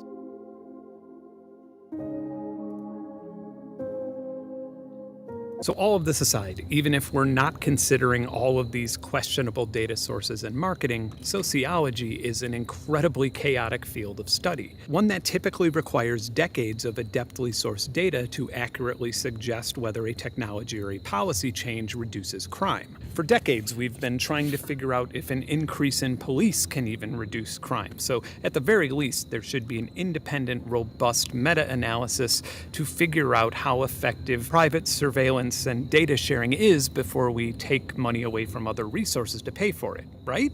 And without getting too philosophical here, it is worth considering for a second that catching people committing crimes is very different than total antisocial or criminal events. Like a thief or a serial killer or a drug dealer or a drug addict is not going to see a bunch of police cameras and then just tap out from crime and become a plumber. They're just going to commit crimes in a more obfuscated way, which more often than not complicates the process of finding a reformative solution. By the way, what an exhausting amount of sociology studies have figured out over the last 50 years is that high levels of surveillance drastically decreases well-being, morale, and even workplace productivity. If you think about that for a moment, it shouldn't really surprise anyone. If you have a job where you think your superiors are constantly watching you and judging your every move, you'll be concerned with appearing to be productive instead of learning and developing your skills at your natural speed. Or consider this recent study that strongly suggests that high levels of surveillance causes a steep decline in voluntary visual processing, meaning that it quite literally impairs the brain's ability to process and recognize human faces. And once again, this is one of those things that you hear and you're like, what? But when you think about it, it's not all that surprising. When you feel like you're in an environment where you are intrinsically not trusted, you're going to be far less likely to make friendly or meaningful social connections with others. And I'm sorry, but that just doesn't sound anything like a safe environment to me. And that's on top of an exhaustive amount of studies outlining exactly how and why increased surveillance decreases well-being and mental health. But some people seemingly only read the studies conducted by companies trying to sell them something.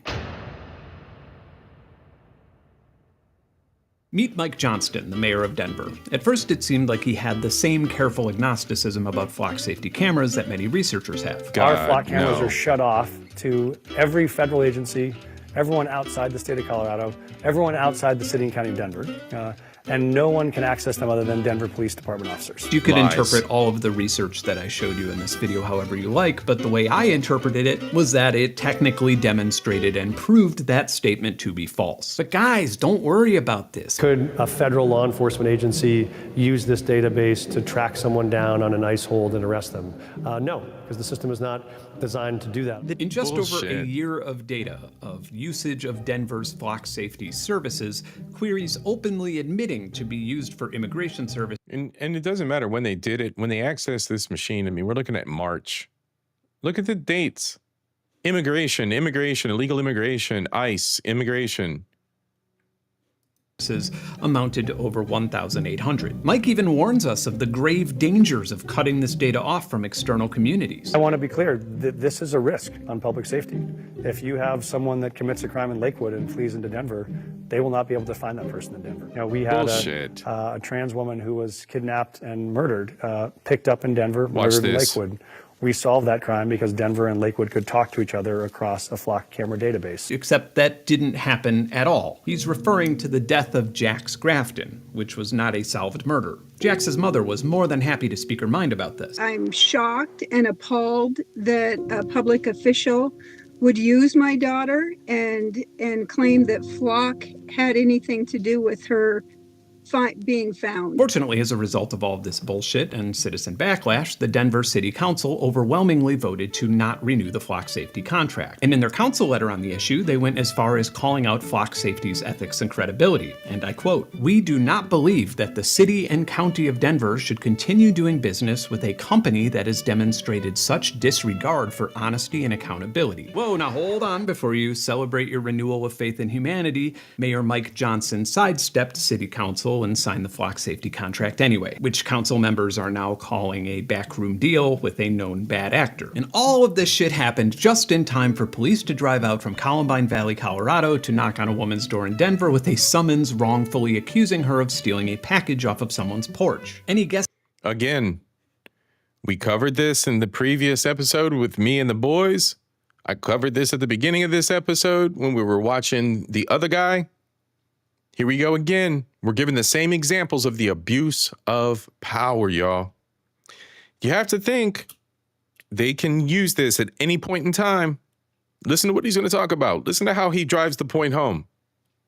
Contract anyway, which council members are now calling a backroom deal with a known bad actor. And all of this shit happened just in time for police to drive out from Columbine Valley, Colorado to knock on a woman's door in Denver with a summons wrongfully accusing her of stealing a package off of someone's porch. Any guesses on what technology they're citing as evidence? Flock cameras. You know we have cameras in that town and you can't get a breath of fresh air in or out of that place without us knowing, correct? To be fair, that seems like a pretty safe prison city. While the officer refused to look at the overwhelming overwhelming dash cam, porch camera, and Google Maps evidence exonerating the woman, fortunately, the police chief eventually did. But this makes one ponder. What's the result when this happens to a 19-year-old black dude?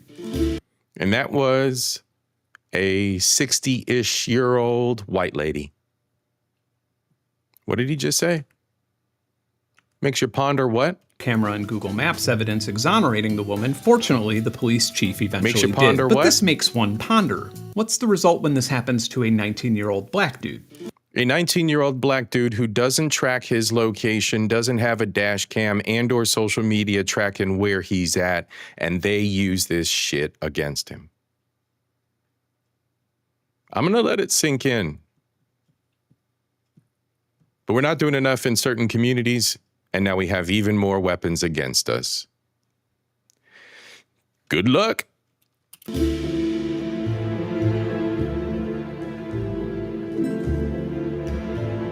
Notably, this year, people and communities across the United States have been increasingly concerned about or opposed to the rapid expansion of private surveillance in their communities. A lot of people have been noticing more and more of these little black cameras with the solar panels and just assumed that they were innocently monitoring traffic flow or maybe giving a dispatcher a better idea of who or what to send to deal with an accident. But now they're finding out what they do and what they're capable of doing, and a lot of people are just like, yeah, f that. And now every few days I hear about another city pushing back and deciding to take down flock safety cameras. However, in some cases, a city formally deciding that they no longer want flock safety services or cameras somehow doesn't result in them going away. After finding out that ICE was using their cameras without their knowledge or consent, the Chicago suburb of Evanston decided that they wanted them removed. So flock safety then reinstalled most of them. And since you can't own a flock safety device, only lease it, the city or police department would be handling and potentially damaging private property when removing them. So now Evanston, Illinois is spending tax dollars on legal expenses for cease and desist letters and covering the cameras with plastic sheeting to protect residents from being tracked by them. But my previous video about this topic came way too late. Organizations like Lucy Parsons Labs and Sassy South have been pushing back for years. Another great example, Will Freeman, who's a software engineer who started DFlock last year. Around a year ago, I was taking a road trip from Seattle to Huntsville, Alabama, and I ran into so many of these along the way in these like really small towns. I wanted to do what most cities weren't doing and actually tell people what these things are, where they are, and how many there are. Will is more or less simply trying to keep a map and publicly accessible record of deployed cameras. I think this is something that both local governments and flock safety should already be doing, and you'd probably have a hard time finding anyone who disagrees with that, right? I'd never gotten a cease and desist before. But luckily, before this even happened, the EFF reached out via email and just said that they were there if we needed anything. So I reached out to them, and then they were able to send a response, actually 2 responses, because their lawyers sent another letter back saying basically like, we don't care, we think you're wrong anyway. Flock's cease and desist here was pertaining to trademark, which in my opinion seems like an absurdly frivolous way to try and bully someone to take down a website that simply provides the public with some transparency about surveillance that their tax dollars pay for. But Garrett Langley, the founder and CEO of Flock Safety, doesn't see it this way. And then unfortunately there's terroristic organizations. Do you notice something about these two guys? This is like Batman and Bat Villain. They're like the same fucking age. This shit's crazy. So there's the hero. That's our boy from DFlockMe, right? DFlockMe.com. That's our boy that's telling us where all the cameras are. He teamed up with the EFF, the Electronic Frontier Foundation. The EFF is a great foundation. They're an open, free foundation that helps support ethical usage of electronics, as well as the guidelines supporting it. Go check them out, EFF, the Electronic Frontier Foundation. Geeky shit for the geeks out there, right? But again, it's for the common man, right? These two fuckers. This is great. It's like a Batman movie. TQS, how you doing, bro? How we doing this evening? We're learning about Flock. If you didn't catch the beginning, your boy C.I.P. is trying to share some knowledge and trying to get people to be a little bit less apathetic about the shit they got going on. Shit's crazy, bro. Shit's crazy. Your boy C.I.P. is working on his exit strategy post-haste. Believe that.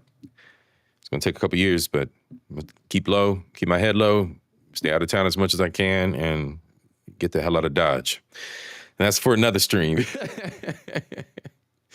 All right, let's get through Flock. We have a lawyer coming up after this. Like I said, it's going to be a long one tonight, y'all. Pause to the gents, ladies. Take it how you will. But yeah, it's going to be a long one tonight. We might even break into the 1:30. I don't know. We got a lawyer to talk to as well. This is an episode for legacy. Come back to it, rewatch it, take your time, digest all the information slowly. It is going to be shocking for some of you who are not in tune to how your civil liberties are being stripped away.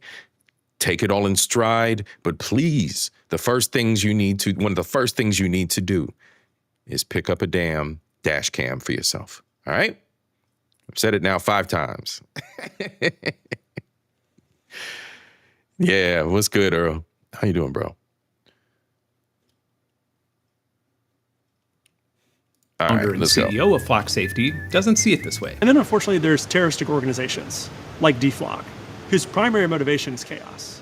They are closer to Antifa than they are anything else. I mean, he just used conservative talking points to nail anything he could, which make no sense whatsoever. So you have the other kid who exposed his fuckery is Antifa. You just call anybody Antifa because you feel some kind of way. That's a bitch ass move. And this is a CEO of $1 billion company, ladies and gentlemen.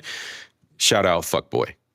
Safety doesn't see it this way. And then unfortunately, there's terroristic organizations like DFlock, whose primary motivation is chaos. They are closer to Antifa than they are anything else. I mean, where do you even begin with this? Firstly, if you're going to live-action roleplay The Dark Knight, at least watch the movie up until the point where Lucius Fox and Batman both agreed that their mass surveillance system is grossly unethical and intentionally destroy it. Secondly, using buzzwords like Antifa doesn't exactly invite rational or good faith discourse. You trolled this guy with legal demands and then publicly accused him of being a terrorist. But the key takeaway of this interview for me. But that's why we have a democratically elected process, right? Like we're not forcing Flock on anyone. Let me make something clear. My little farm Fuck here off. is not exactly in a dense urban environment. We don't even have sidewalks. I literally cannot leave my neighborhood to go get groceries or ship out a package without passing a Flock camera and having my activities logged into a database that is shared to a much larger regional database. I am not allowed to know who has access to this information, and the people sharing my local information regionally or even nationally most likely do not know exactly who has access to it. I didn't sign up for Flock Safety. I never consented to it. I've never had an opportunity to vote for it. I do not have the option to opt out of it. And then after researching and taking some pictures of the cameras that are constantly photographing me and seeking more information about them, I coincidentally get cops in my driveway waking my family members up, asking weird questions and freaking my neighbors out. Now I'm shelving educational video projects to pay attorneys and constantly have to make sure someone is around to take care of my animals.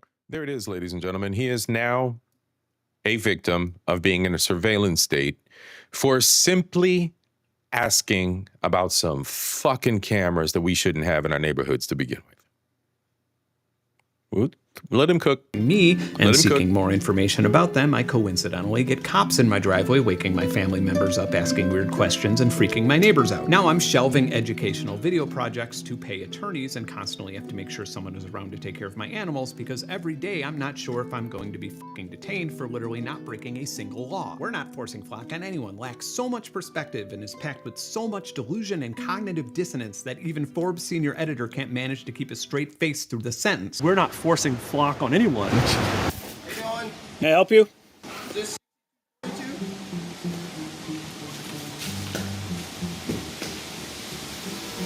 Here are just a few of the many strange events regularly happening at Ben's home and lab this month that may or may not be associated with this video. That's somebody being like, what the f are you doing?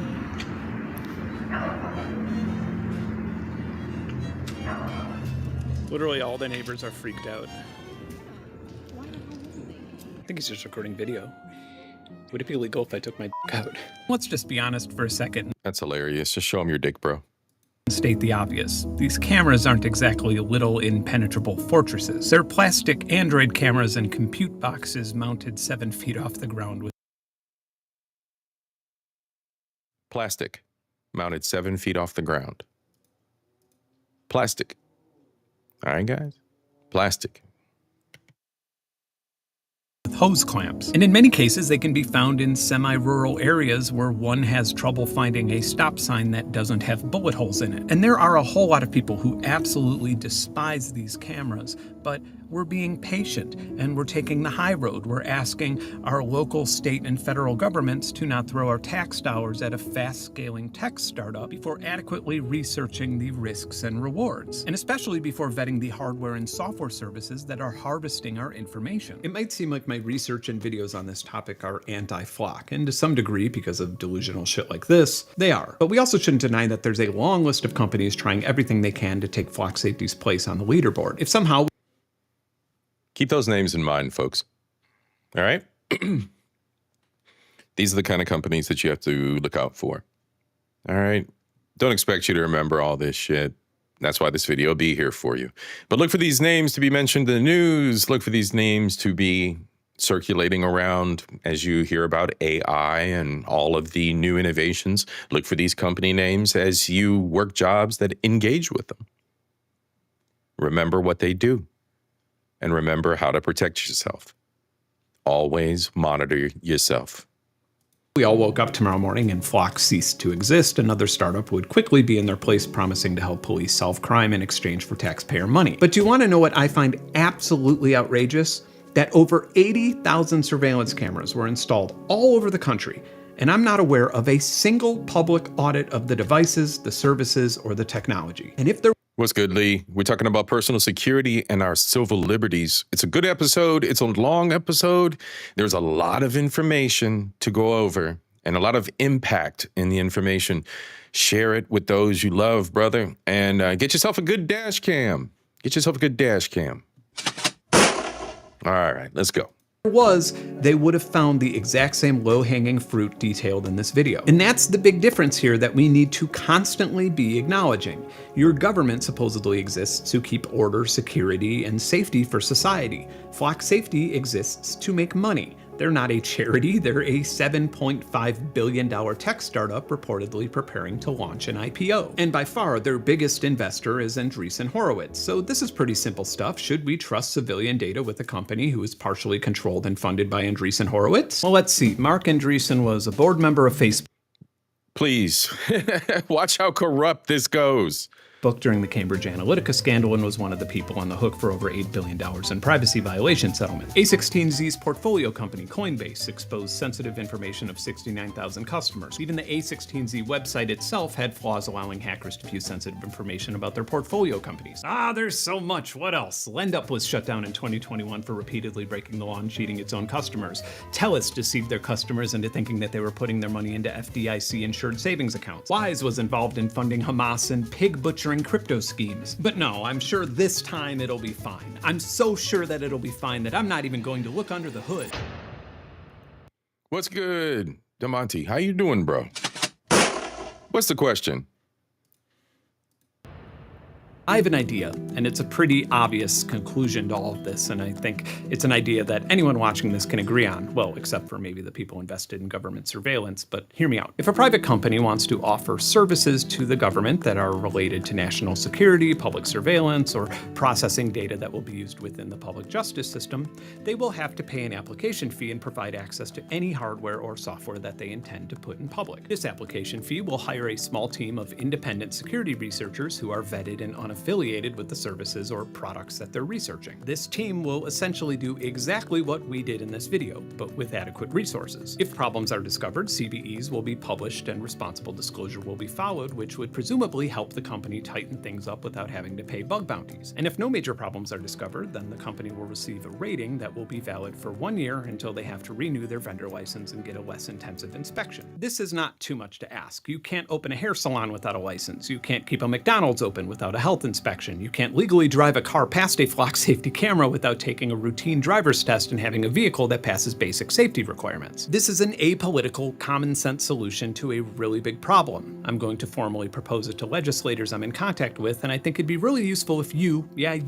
wrote, emailed, and called your representatives, senators, and state attorney generals proposing the same thing. I don't believe that humans are intrinsically right or left, but if you haven't noticed, finding objectivity in the media right now...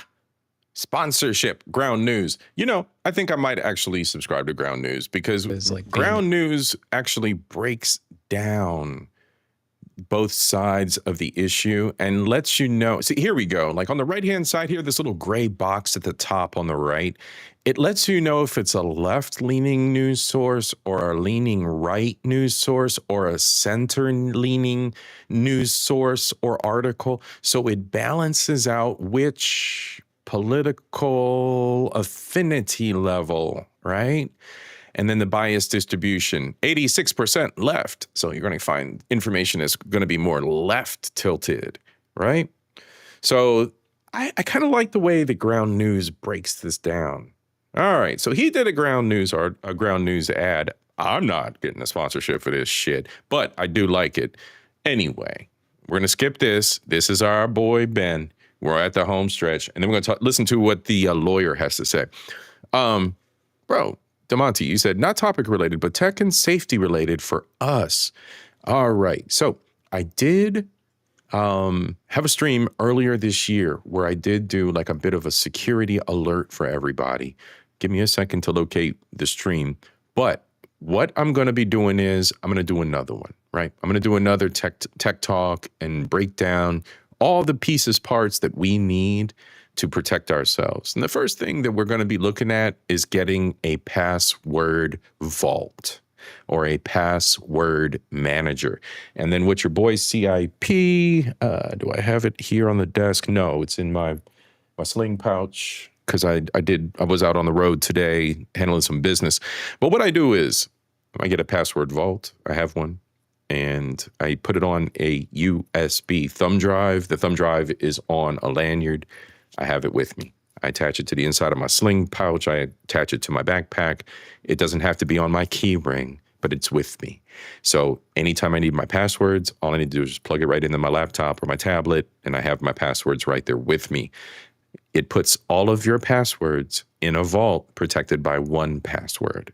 You make it complicated enough, then you access your vault, and you can make 256 character passwords for your Gmail, your Apple, all the little accounts, your IG, your Facebook, and protect those accounts, right, under that vault.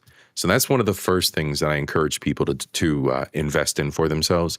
What I might do is a dual stream on this channel as well as the travel channel, and talk about proper security, the passport cover, get a passport cover, ladies and gents, right? It's time to step it up and be adults here as we travel. And the one that the passport book that I picked up also has like the RFID stuff on it too. So, yeah, we'll get to that, Delmonte. That's a great question, and I've already been thinking about getting that in line and getting that in my schedule. It's been a while and things are changing so rapidly is in lieu of this even, right? And even in lieu of this content that we're covering this evening. It's mind-blowing how fast technology moves. We've seen it, right? We've seen like the robots now. We've even seen like, you guys probably caught the IG feed where the robots in China are boxing and karate chopping one another and falling all over the place. From military applications to the home applications, we've seen the home droids starting to pop up now, right? 20 stacks, you got your own home robot, and they're stupid as fuck. They don't do shit, so don't buy that crap. But yes, things are moving very, very rapidly. And as I saw the need to take my time, do my research, and release this information to everyone in this format, I will do the same, revisiting our personal security and safety. What's good, Reaper? How you doing, bro? Happy Thanksgiving to you too, bro. Absolutely happy Thanksgiving to you. Thank you so much for being here, supporting the show, bro. In other words, the Black Man's Batman contingency plan. Bet, bro. Absolutely. Absolutely. We got to Bruce Wayne it up for ourselves, bro. We got to, yep. We got to do it. We got to do it for ourselves. Have yourself a dash cam. Spend the money on yourself this Christmas. Tell your boo thing, tell your mom, tell whoever, your sister, whoever's gonna buy you something for the holidays. Do it for yourself. Like I said, hey, get yourself a dash cam, one that has a front cam and a front facing cam to you and a camera facing the road as well, reverse in front rather. And that is your contingency plan. I mean, it's the best method of protecting yourself. I do not and have not been a proponent, or in favor of rather, right? Location tracking. Now, when I travel overseas, I do provide a contact here in America with not only my ICE in case of emergency, right? If anything ever happens to me, there's a list of people to call, right? People that will handle certain matters for me, people who will probably come to my home to pick things up because of my involvement in the city, right? So I have an ICE, and then I just recently been dropping my PIN so that that same person knows where I'm at when I'm overseas. And it's worked out well, but I'm gonna say that I may change my stance on constant location on. I may change my stance, because if that poor little old white lady, right, call it what it is, it's a poor little old white lady couldn't fight the white system. She had to prove her innocence, and then got a condescending ass letter from the chief of police. Little old 60-some-odd-year-old white lady had to prove where her location tracking showed her going to her seamstress, picking up a package and then going home, whereas the cops' flock camera wanted to nail her for a theft in a location she was nowhere near. So we have to protect ourselves, and we'll talk more on the personal security. We have a lawyer that's going to help us kind of navigate the waters of flock, and our boy Ben is wrapping up. But great questions, bro. Great question. All right, let's go, y'all. And help children freezing to death. If you're into this, you could subscribe to get 40% off the Vantage plan by scanning this QR code or using my link, ground.news/Ben. Thanks, homie. In my last video on this, I talked a lot about ethics. I talked a lot about how ALPRs and AI cameras could be misused and how they already have been misused. I outlined how I believe it easily violates Americans' Fourth Amendment rights. And here is some feel-good information that you probably don't get to hear much of in 2025. This is a completely nonpartisan issue. One could use this type of surveillance to track people that ICE intends to capture or deport, or one could use this type of surveillance to track ICE to sabotage and warn people about raids. It could be used to track a woman leaving her state to get an abortion. It can also be used to track someone driving around during a lockdown during a pandemic. There is no civilian anywhere who is always 100% aligned with their government throughout their entire life. If mass surveillance sounds good to you today, then it probably wouldn't have sounded good to you 5 years ago, and I guarantee you that it won't sound good to you at some point in the future. This isn't a right versus left thing, or a Republican versus Democrat thing, or an empathy versus logic thing. It's an authoritarian versus individual thing. Privacy is a form of power that increases your control over your own destiny. And right now, you're at a junction where you're made to be so scared of your neighbors that you might be willing to give up that power. Or you can simply say no. I refuse to pay for my every movement to be tracked by my government through a for-profit company that hasn't even been adequately vetted to protect my security. But for this to stop, you need to use your voice and you need to get involved. There are links in the description to show you exactly how to do that. All right, ladies and gentlemen, This video is by far the most time. Let him cook there. Now, I had put the link to this video in particular in the chat prior to the video. Boom. Please go check it out, and the links that our brother Ben has provided us down here in his description. Any of the information that he has down here. He also has some white papers and academic mirror papers about the flock information here. And I'm highlighting it there. It's behind the chat. But yes, definitely. I'm talking about, I'm talking about auto emails to whoever, lawyers, etc., upload immediately, real time. You mean when people send communications out to you, as far as like scammer ones, or what are you thinking? Are you thinking them monitoring emails? The AI is doing that too, by the way. Google's got it turned on. Microsoft has it turned on as well. Trying to think. YouTube's turned on their AI. Everybody's turning on AI. Let me know what other specifics, brother. And I'll definitely cover that in the security episode. All right. Our boy Ben Jordan, go check him out. Check out his video, y'all. Check out his other content as well. And now for the final event. We have the Hampton Law Firm. All right. Hampton Law Firm. I'm not affiliated in any way, shape, or form, but as your boy C.I.P. was doing research, came across a couple different law firms that did have things to say about Flock and what our options are. All right. This is legal advice. No, I'm not a lawyer. He's the lawyer. This is Hampton Law. Talk to him if you have questions. He's the professional. The police thing, contingency plan. Yeah, you definitely want to get that. You definitely want to start with a dash cam so that you have that proof for yourself. And then let's see what our buddy here with Hampton Law says as well.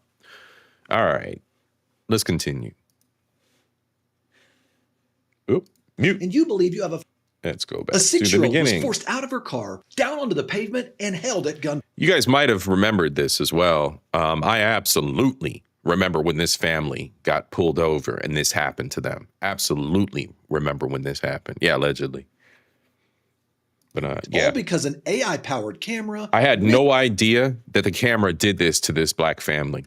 I had no idea. So when I first saw this lawyer's report, that was one of the things that kind of triggered me to want to keep listening to him. And then I was sold on the information that he had. So again, your boy saw a couple different lawyers. This was the best one out the bunch.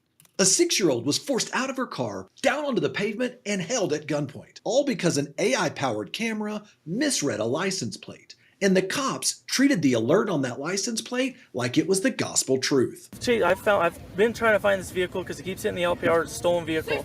Now it's showing as a motorcycle. The SUV, it wasn't stolen, but cops still forced little kids down onto hot pavement, all because AI told them to do it. Right. And that system, it's now being used by over 4,000 police departments across the country to track cars in...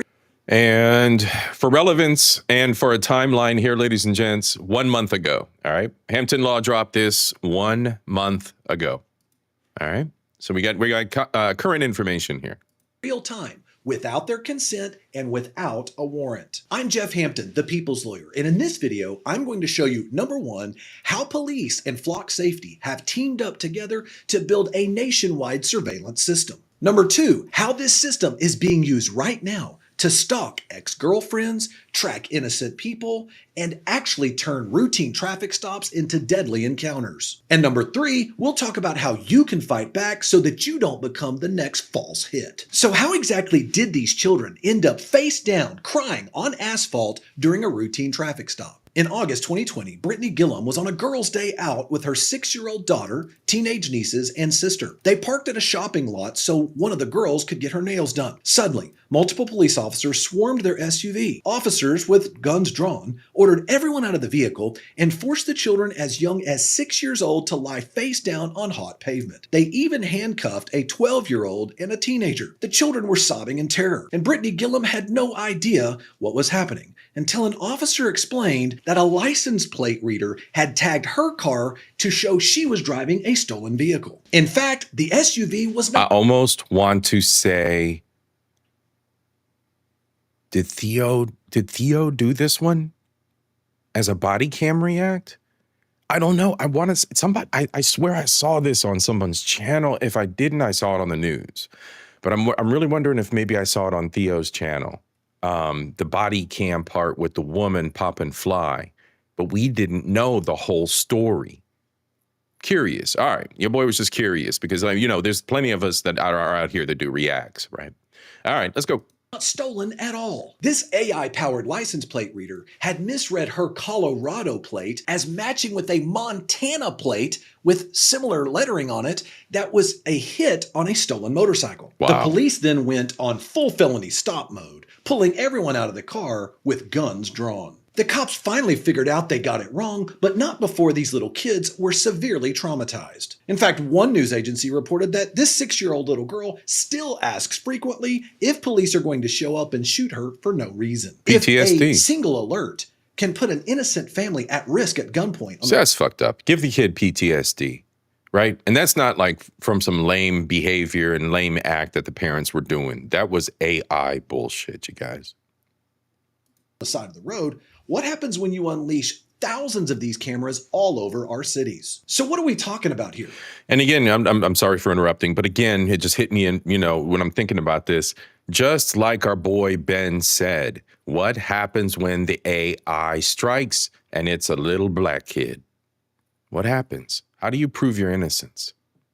Have you ever seen these innocuous white boxes perched on poles or traffic lights? They're not just ordinary traffic cameras, they are high-tech automatic license plate readers, watching and logging our every drive. And the surprising part is they don't even belong to the police. A startup by the name of Flock Safety, valued at nearly $8 billion, has installed thousands of these cameras across the United States, creating what one report calls, quote, the most comprehensive vehicle tracking database in American history. If you own a car and drive anywhere in the US, there's a good chance you're already in their database. Police, through the use of this system, can actually search for almost any car's movements and get responses back in seconds. They can even set up the system where they're triggered to receive automated alerts. Flock Safety and the police, they call it Safer Streets. I call it a database of all of your driving history, able to be searched by police or anyone else Flock Safety partners up with at the split second of a request, all without a warrant and without your consent. So, if these AI cameras are already watching you, who exactly is using them? As of 2025, over 4,000 law enforcement agencies and nearly 1,000 private companies, from retail chains to hospitals, are using Flock's license plate reader systems. Local police departments, sheriff's offices, big box retailers, shopping malls, homeowners associations, and even your schools have signed up to use them. The pitch from Flock Safety They got them in the parking lot at the K. Roger, the Kroger's down the street, the Crozet. You have to say it with some flair. The Crozet. They got them down in the street. By the Crozet, they got it by the Home Depot up here, by the freeway. They got them over here by the Home Depot, over by the big mall. Yeah, buddy. I know exactly where they at. They got them everywhere. Cree, what's up, sis? How you doing? Messy, what's up, sis? All the ladies in the house. What's up, y'all?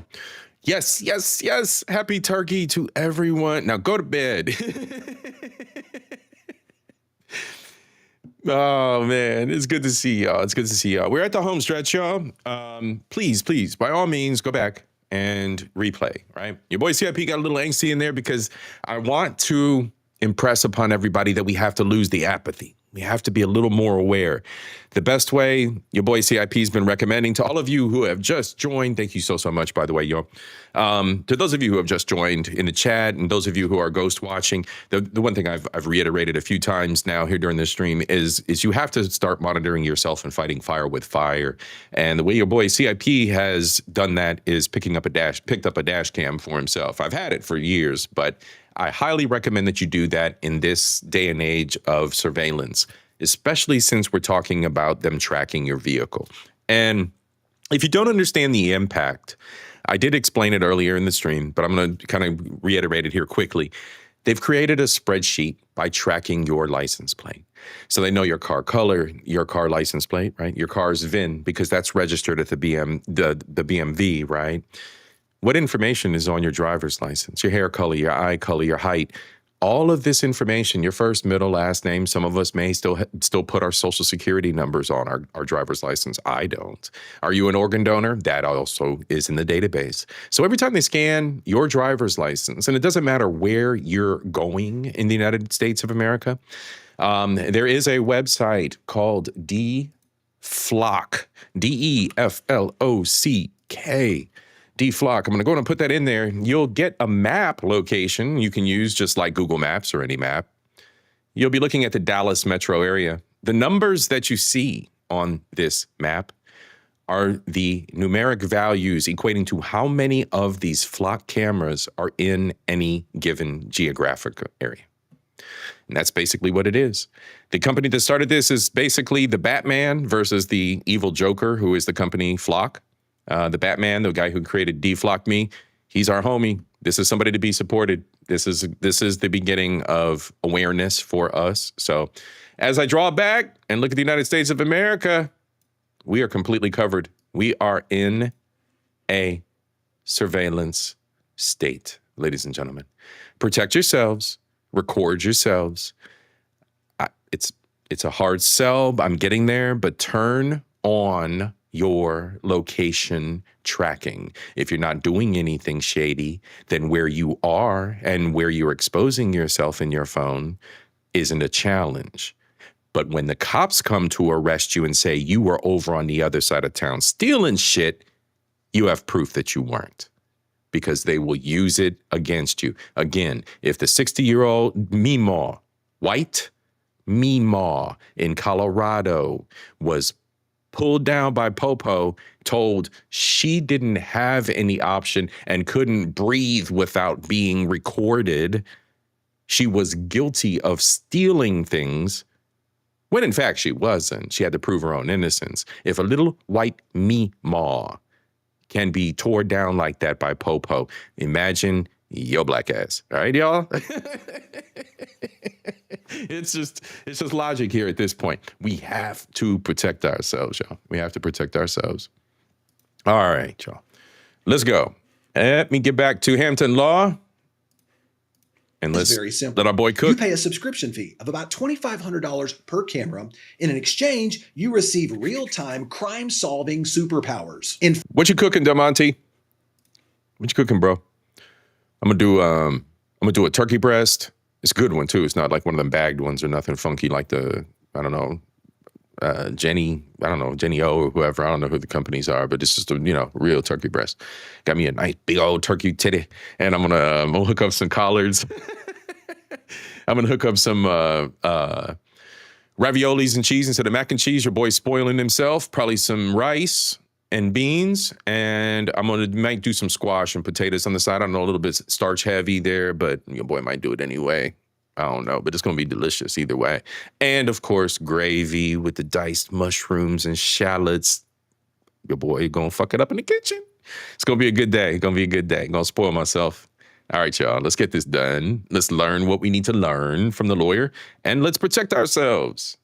In fact, you can receive real-time alerts when a hot list license plate is spotted, and you can have a searchable database of a history of information for any license plate that passes by that particular camera. Okay, and we saw this proven by our hacker buddies in the last React, right? Take your time, go back through this, learn all the pieces, parts, and the ins and outs. If you care about the technical stuff, young bucks that are in IT, get you learn on, right? It's a springboard. You can start researching this shit and then go to another direction. But yes, as mentioned previously, it creates gigantic databases. As you drive from Maryland to Tennessee to Georgia, every one of those cameras we saw are tracking you. CEO Garrett Langley, he's up front of it. This smug motherfucker, I can't stand this fucking prick's face. I can't stand his face. Exactly what their mission is. He says, and I quote, to eliminate crime by blanket monitoring all neighborhoods. You combine their mission with millions of dollars in venture capital, you now see that Flock's network is growing at warp speed. And here's the shocking part. In recent years, many people in cities have reported that they've seen these Flock safety license plate reader devices springing up all over the place, all over streets. In fact, I just had one that I saw installed in an area I live in rurally in the Dallas-Fort Worth area, and it was brought up over. It's kind of funny I picked the Dallas-Fort Worth area, but as I had on that Flock map and the DFlock me, that link I put in the chat will send you to the Dallas-Fort Worth area. Overnight. And I looked into it, and what did I find out? It was never debated by the city council. Local officials didn't even know it had been installed. But what's been sold to us as a cutting-edge public safety tool has now resulted in mass civil rights violations and a loss of your privacy. Now, we've already determined that police teaming up with Flock Safety to use this technology against you has led to innocent people being held at gunpoint. But before we unpack what you can do to protect yourself and maybe change some of the legislation that's out there right now, let's unpack exactly how this technology works. Flock's AI license plate readers are a solar-powered AI-enabled camera that can be mounted anywhere and read license plates automatically. Police departments, they absolutely love it. By 2021, in places like Wisconsin, overnight cameras started popping up everywhere, according to one police chief. Unlike the older license plate readers from the old technology, they could only be mounted on a few patrol cars. But Flock now sells not just a camera, they sell a network. Multiple stationary cameras blanketing an entire town, all feeding into a cloud database. So what exactly do these cameras do? Each Flock camera snaps a photo of every vehicle that passes day or night. The system's artificial intelligence then extracts the license plate number and over 24 other attributes. Things like the car's make, model, color, any roof racks, or maybe political bumper stickers, aftermarket wheels, damage, and more. Flock even markets this as a unique vehicle fingerprint technology. In other words, even if you have an obscured plate or no plate at all on your car, officers can still search this database based upon make, model, and other attributes. Each sighting of your car is then tagged with time and GPS location, then sent over cellular networks to Flock's cloud servers. From there, police can instantly search a vehicle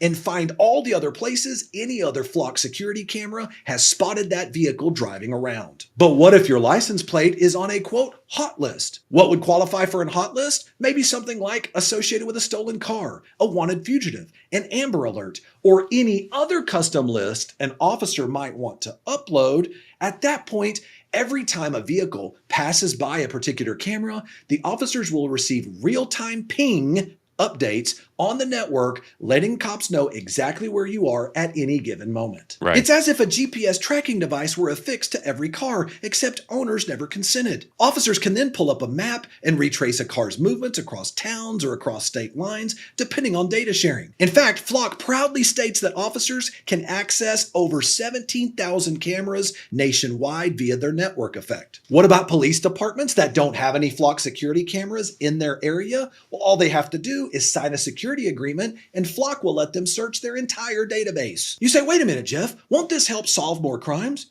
Well, it possibly could, but it also violates your privacy rights, your constitutional rights, because cops are tracking your every move. But if this isn't enough, what I've covered so far is not actually the reason why cops love this technology so much. Police really love the cloud platform from Flock and all of the AI analytics behind it. You see, Flock Safety's new product, called Flock Nova, it goes way beyond license plate readers. In fact, Flock Nova combines license plate reader hits with things like 911 dispatch logs, criminal databases, even personal data to quickly ID not just a vehicle, but the person actually associated with the vehicle. In fact, an internal presentation from Flock, all of their leadership, they were presenting one to another, they said, and I quote, that an investigator could, quote, jump from a license plate reader hit to a person and understand context, link to other people related to it through marriage or even gang affiliation.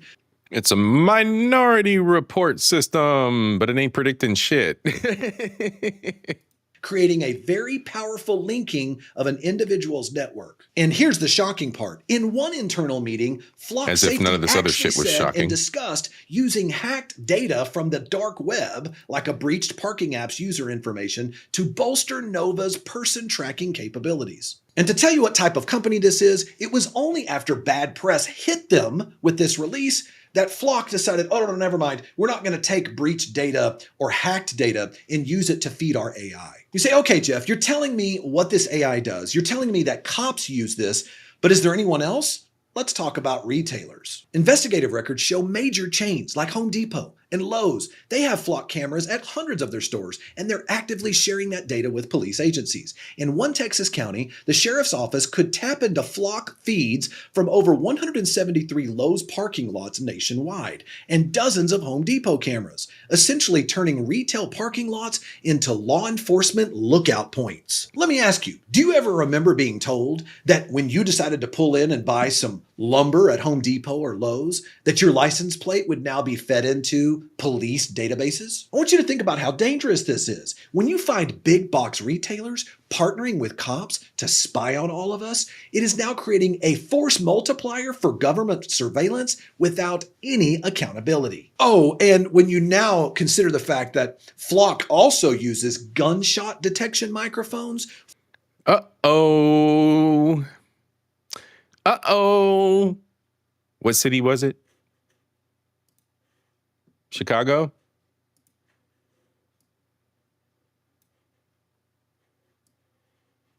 What was it? Brendan? Shot spotters? No more shot spotters? You think so? You fucking think so, bro? Look at this. Chicago metro area, 190 plus 74. Oak Park area. What is this? I don't even know your fucking areas. Y'all figure this out. Elmwood Park, Oak Park, 168 cameras. Evanston, north of Chicago, 74 cameras. South of Chicago, or South Chicago, 74 cameras. South of downtown, 37 cameras. Shot spotters. Shot spotters, each and every one. Didn't you sign a bill? You fuckers. So much for that. For some of their license plate readers, and it has been shown that they're Also, hold on, wait. I'm going to back this up just a little bit. DeMonte, you said oxtails. Bro, you said oxtails. Where's that at? Right there. On screen. Oxtails been marinating for 2 days. Green's got everything else done. Cornbread, but that's... Bro. One more. Oxtails. What the hell? multiplier for government surveillance Delicious. without any accountability. Oh, and when you now consider the fact that Flock also uses gunshot detection microphones there it for is. some of their license plate readers, and it has been shown that they're using them with some of these Home Depot and Lowe's locations, you can guarantee that they're not only looking at license plates, but they're cross-referencing any audio and video they can obtain to gather as much data as possible at all of these locations. But I have to stop because this brings up a bigger question. Who actually owns all of this data? All of this data, location histories, plate scans, audio, video, it doesn't sit on a police server, it sits on Flock's servers. Police, they don't own the data, they merely pay for access to the data, which is part of how they're able to get around this under the third-party doctrine. But if you take a look at Flock's standard contract language, it explicitly notes that the agency, not Flock, owns the data. But then they immediately grant Flock a, quote, perpetual, irrevocable, worldwide, fully paid license to use and share that data as part of aggregated data. All right. I promised I'm going to try to minimize the amount of interruptions, but you want to see some crazy shit? You've already seen some crazy shit. You want to see some crazier shit? I'm going to zoom out. As I go south through the Caribbean, what do you notice? Fucking Flock cameras. Even down here in South America. Look at Puerto Rico. 13 across the island. Everywhere that is an interest to the United States. Some little fucked up island down here, Bonaire. For what? For what? How? What for? Major intersection. Go explore, you guys. Culture, knowledge, and entertainment, always over here on C.I.P. Go explore. Link is pinned in the chat. Link to the map is pinned in the chat. All right, let's go. Plainer terms, Flock gets a copy of everything and they can do whatever they want with it as long as all the data is pooled into an aggregate pool. And here's the crazy part. Flock's fine print in their contract language makes police acknowledge that Flock is not, quote, liable for any inaccuracies or corruption of data in its system, and that in an emergency, quote, the customer should contact 911 and should not rely on the services. Think about that for a second. Flock sells this as a life-saving, crime-stopping tool, but then when it breaks, they say, whoa, whoa, whoa, we're not liable for that. Don't rely on us in an actual emergency, call 911. Well, what if That's just a simple, typical quote that is actually in the fine print of most technology services, devices, and contracts that you all sign. Literally. And now with AI, every time you sign up for a new phone, every time you sign up for a new service, a new social media, they're harvesting for their AIs. They're harvesting your information, what you type on the social media platforms, what you post, what you like, the pictures you upload, all of that is being fed into AI. All of it. If you want to break the code of Flock's AI system and find out exactly what it's doing so that you can reverse engineer it, watch out, because all of their contract language says, and I quote, decompiling, disassembling, or otherwise attempting to obtain the source code. And right, that's if you sign a contract with them. Young bucks, pay attention.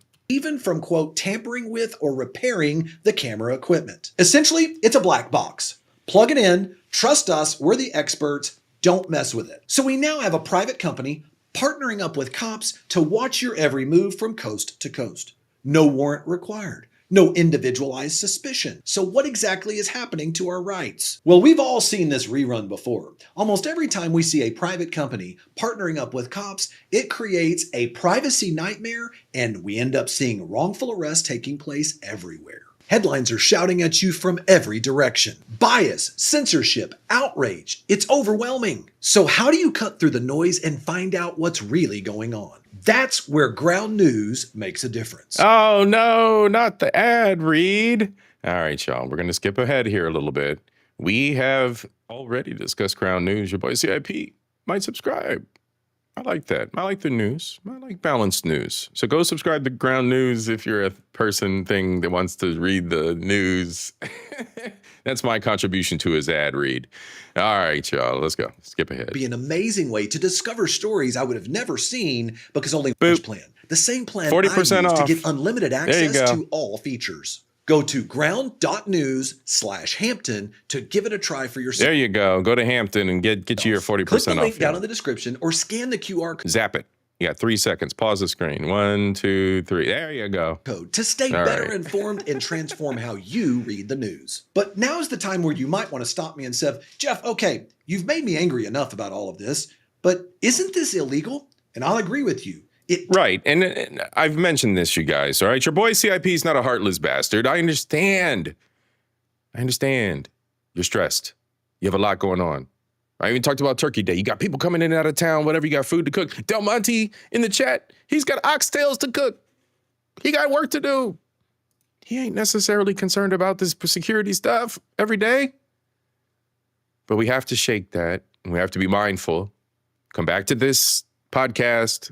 Team replay, come back to this podcast at a later time if you need to woosah and soothe your mind and focus on this subject matter. But it's very important that we pay attention.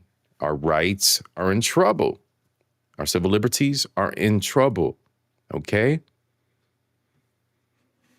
Definitely violates the spirit, if not yet the letter of the Constitution. In the landmark 2018 case of Carpenter versus United States, the Supreme Court ruled that the long-term tracking of an individual's movements through a cell phone violated their privacy rights. The court specifically said that cops accessing a detailed days or weeks-long log of someone's locations, quote, provides an intimate window into a person's life, revealing not only his particular movements, but through them his familial, political, professional, religious, and sexual associations, such that these records, quote, hold for many Americans the privacies of life. And so that right there is the reason why when that statute was, when that was ruled on, that's why your boy CIP was like, you know what, I'm going to disable location tracking. Now, I don't have the option almost. It should just remain on, because if I don't track where the fuck I'm at, and they decide they want to say, oh, well, the flock camera caught you in your Subaru over here on this side of town. No, the fuck you didn't, bro. No, the fuck you didn't. You know, how do we protect ourselves, right? So it's getting to that point. You have to prove your innocence.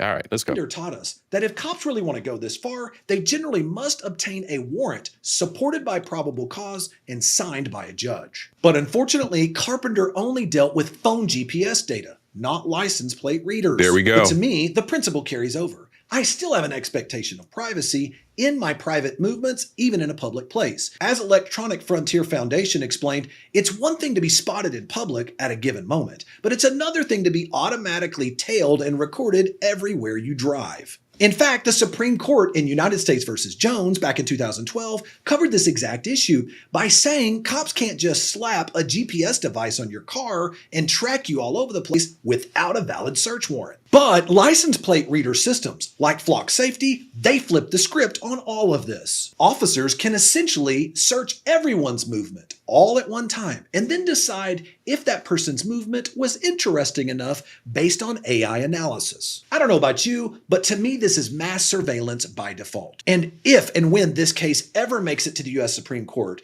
and there's an action brought against Flock Safety and these violations, I believe this is going to be the main issue.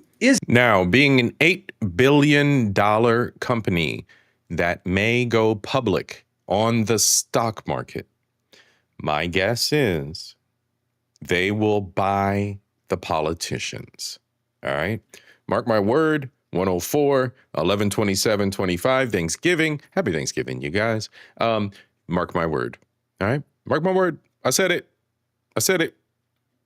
Is it an unreasonable search to record the comings and goings of an entire city's population just in case someone drives somewhere interesting? Now, in my humble opinion, it is an unreasonable search, and this should be seen as a violation of the Fourth Amendment. But unfortunately, very few courts have covered this issue. In one case in Virginia, the ACLU sued Virginia State Police for using license plate readers as a basis to basically tail and track people all over the state. Unfortunately, the Virginia State Supreme Court ruled narrowly, saying that it was not a violation of the Fourth Amendment. My biggest criticism with the American legal system is it fails to keep up with technology as it continues to expand. Facts. And even though I don't like a lot of what happens in Europe, I can tell you we can borrow from one example in Europe which would save many of our privacy rights when it comes to this technology. The European Union. Remember your boy said that? Remember I said that? That the EU has all kinds of other shit going on over there that protects their citizens. Is it perfect? No. But they have statutes and laws in place. Just the same way as they got their thumb up Apple's ass about the fact that Apple will release your records to any of the three-letter agencies here in the United States and law enforcement, because law enforcement is invested in the Apple hack boxes. So Apple will let your shit go, but over in the EU, no, they're not doing that.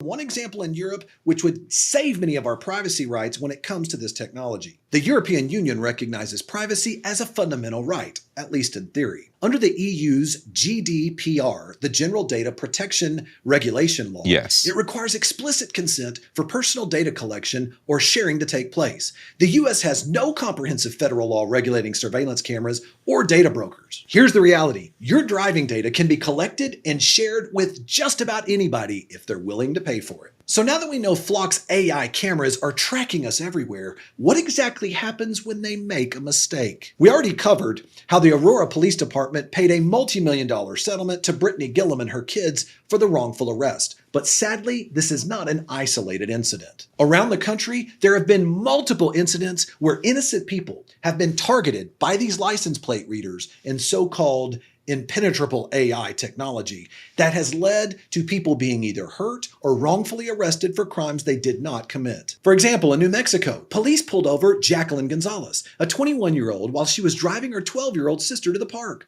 Officers ordered them out at gunpoint and even handcuffed the 12-year-old. The reason? A license plate camera misread a 2 as a 7 on their plate and falsely flagged the car as stolen. It was a one-digit error that could have gotten both of them killed. This brings us to San Francisco, California. Denise Green was pulled over by 5 police cars, forced out at gunpoint, and made to kneel on the sidewalk, all because a license plate reader misread her plate. A 3 mistaken for an 8, or B, and indicated that her car might be stolen. She turned around and sued the city, and the city had to pay a $500,000 settlement for the incident. These stories paint a dangerous reality. When cops receive a hit on a license plate reader through this AI, they assume it's a verified hit, and what do? They take high-stakes tactics, pulling out weapons, treating someone as what AI claims they are, which could lead to someone losing their life. You say, Jeff, come on, is it really that big of a risk? I'm sure this AI is accurate, right? Here's the problem. Some studies have actually tracked the accuracy of this AI, and it's learned that mistakes can happen as much as 10% of the time for every license plate it reads. That means at least 10% of the time, innocent people are being put at risk. Children are having guns pointed at their head and put down on the sidewalk. Basically, just stand in the next time you're in the grocery store, just go 1, 2, 3, 4, 5, 6, 7, 8, 9, 10. Just count 10 people. One of those people at some point in their life will be falsely pulled over with with this bullshit. Zach Clapper.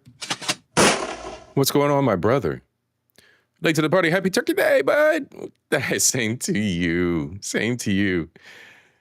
Plates and cameras are one thing. Our phones are already tracking if we turn it off, plus car snapshot. It tracks your miles, just miles. Maybe, maybe not. Absolutely. I don't do that with the Geico. I got the Gecko. I've been talking about tracking. So the most recent experience was last year with tracking. I turned it on. I was overseas. I let my stateside contact bestie know where I was at. She had my ICE list, the whole bit, right? I told this story earlier in the replay, but for team replay. But long story short, I turned on location tracking when I was overseas. That, hey, yo, make sure you got your eye on me in case I disappear in the bush or the woods, the jungle somewhere. Who knows what kind of trouble I'm going to get into when I'm overseas. But when I got back, I turned it off. Then I turned it on again when I was traveling. And I'm thinking, we got to watch ourselves. That poor little white lady in Colorado, she got hemmed up. Any one of us could get hemmed up. Anybody can. It just is what it is. It's really fucked up. It's really fucked up. We have to prove our own innocence at this point, it's looking like. So I'm not sure what that looks like totally. I'm going to do a future episode. Like and subscribe, you guys. This has been a long one today. Pause to the gentlemen, ladies. Long one. Take it how you wish. But it's been a long show today, y'all. I ain't shit. All right, it's been a long show, but yes, please, Team Replay, go back, like, subscribe, watch the content. Understand that we have to kind of break down our apathy a little bit and make sure that we look out for ourselves. And Zach, the number one thing I've been recommending to everybody, get a dash cam for yourself. Kind of sucks, but, well, you're monitoring yourself. You're monitoring your activities. It's my thought. I have a dash cam. I use it all the time. And, it's just turns on all the time. Anyway, it's hard. I plugged in the USB where it just turns on. So it's hardwired in. And, yeah, I use it to not only monitor other traffic and prove, hey, yo, that guy in front of me just wrecked in front of that other dude. But, if anything ever happens, God forbid, and there's some kind of confrontation or altercation involving someone in my vehicle and or that pulls me over, I have my evidence and audio, right? Audio and video. So pick up a dash cam for yourself with the dual lenses. Yeah, bro. Absolutely. Absolutely. Can save you dollars, dollar bills. Absolutely. All right, we're in the home stretch of this one. This is our final one. Again, this is the law firm. This is the Hampton Law Firm. Your boy C.I.P. I did my research. So I pulled together some of the best sources, I had about a week to get this together for everybody. I started seeing how this news was picking up. And I realized that I was a little more concerned. All right. I'm a little more concerned. I'm on the verge of saying I'm a little bit scared. And it's a little bit frightening. All right. So, look at the visual we have here, right? Anyway, that was the $1 million lawsuit. The lady in California that had the Lexus got $500,000. She must have had a shitty lawyer because I would have settled for no less than 1.2, period. Like, just life-changing. I have to deal with the fucking trauma of what I was just put through, period. And your boy CIP's been stuck up a couple times. It's a thing. But, it's that shit stays with you. So, yeah. I want 1.2, especially if it's Popo.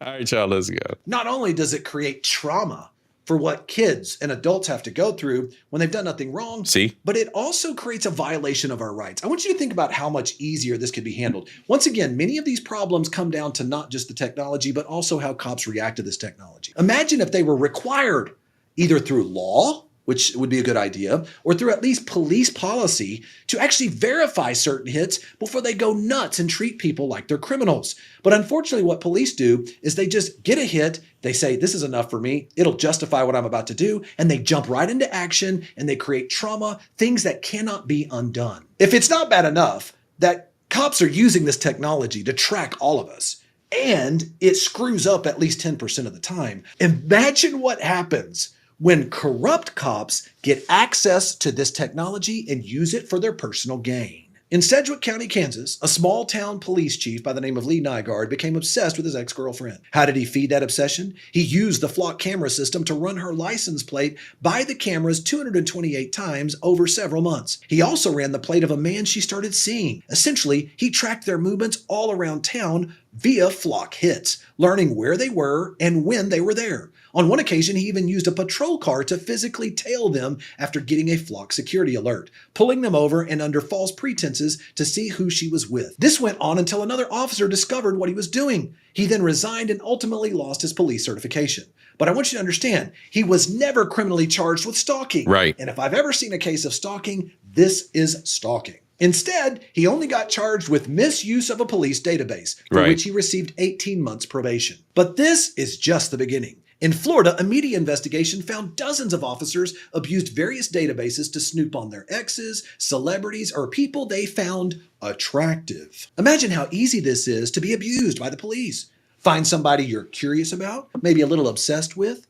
Go ahead and enter their license plate into the flock system, start tracking them around. Find out when they go to the gym. Find out where they like to go for dinner. Just happen to show up and hang out and introduce yourself to them. Policies and audits by the police are supposed to prevent this type of abuse. But as we know, police aren't always the best at policing themselves. And finally, think of the chilling effect that license plate readers and this technology will have on the freedom of association and speech. License plate reader data could identify who maybe actually attended a protest. Maybe there's something going on politically you don't approve of, and you believe you have a First Amendment right to exercise your right of free speech, to show, and your freedom to associate, to be able to show you are publicly taking a stance against that behavior. Cops could, as an example, after a demonstration, they could choose to retroactively search plates seen in the vicinity and build a list of attendees. And believe it or not, there's actually precedent to support cops would do this. In the 2010s, they most definitely will. That some police... Let me tell you what, and we'll talk about this during the personal security episode. If you go, you iPhone users, you think you're special. Hold on a second. Your boy about to cook y'all for a second. Hold on. iPhone users. Me and Zach were just talking about the fact that your car will track, your phone will track your location. iPhone users. There's a little information bubble on your photos. Go to your photos. Go to your photo roll, your gallery. Go to your gallery right now. Go to your gallery. Swipe up, choose a picture. Now go look at the details of that picture that you took when you were at the lake. I guarantee you there's GPS data encoded in that picture. I guarantee you if you go to a concert or a sporting event at a stadium, and you took a picture, that picture was meta tagged with information in its code that shows where you were. And if you have Spotify on your iPhone, which comes with your iPhone because they force it down your throat and you can't remove it, Spotify searches the music database and is listening to the music that you're listening to. So if you're at that concert, Spotify checks to see you're at that concert, collaborates with iPhone, Apple's little happy fucking cloud, and shares your fucking location. You can't turn it off, no matter who the fuck you are. Good luck. Good luck. Just putting it out there, y'all. We'll talk about it in the personal security episode. All right. If I don't get to it by the end of the year, if I don't get to it by the end of the year, then we'll do it January.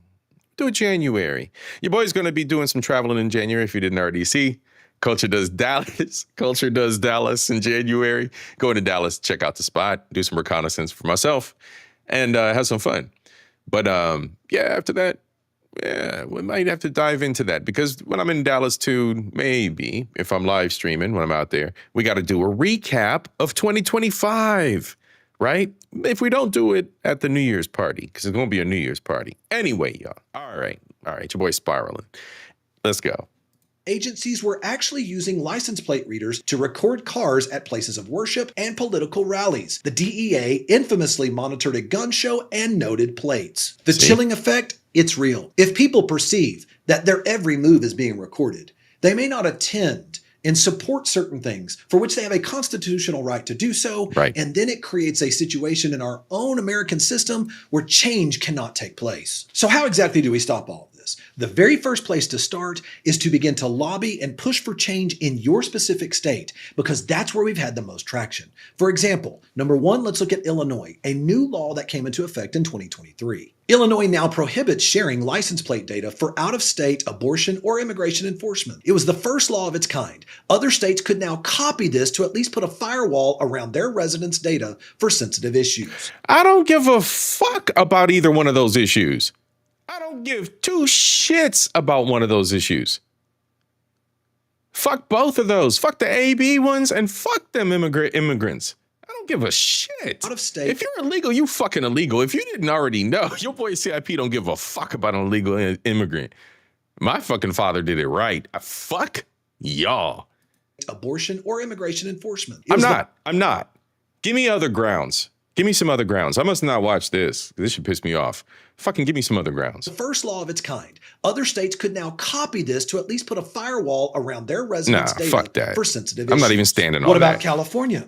California now requires all license plate reader operators to have a usage and privacy policy and allows for individuals to sue if data is misused. California also has relatively short retention in many cities. In other words, 30 days by policy by the LAPD, they must destroy the records, and has banned pure traffic enforcement cameras from being used for speeding or red light tickets by license plate readers. Which brings us to Maine, and they are perhaps the most impressive of all states so far. Maine has gone so far as to ban almost all license plate readers entirely. They allow only limited uses and force data deletion after 21 days with...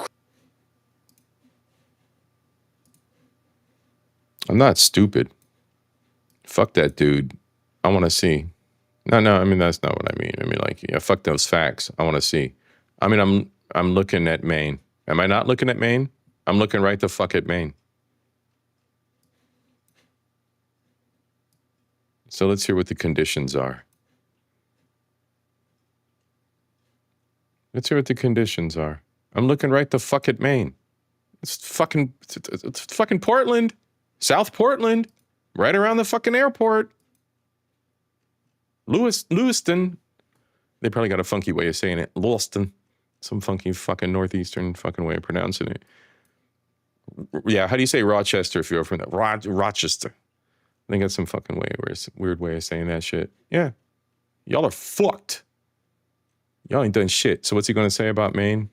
So let's backtrack a couple seconds. Yeah, let's go. In almost all license plate readers entirely. They allow only limited uses and force data deletion after 21 days with criminal penalties for any company that misuses this. This becomes a gold standard for privacy that we can now advocate in all of our individual states. All right. Hold on, y'all. We're doing research. Portland. Limited use. And it says there's how many? 4 in Portland. All right? 4. 4 in Portland.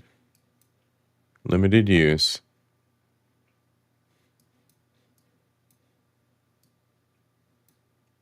I guess the approaches into town. The southern approach in the town around the airport. They got 2 in that corridor there. The south side of the airport. Huh. Maybe that's strategic. What do they got over here? Circling downtown.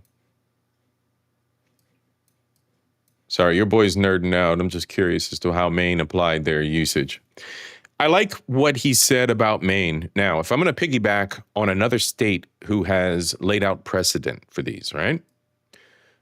Your boy C.I.P. likes to write government papers and shit like that and work with policy and process. And yeah, I'm a nerd on the outside world, y'all. Y'all don't know shit. But if I'm gonna work with people in Ohio, which you all know I'm here, we would want to go after what Maine has.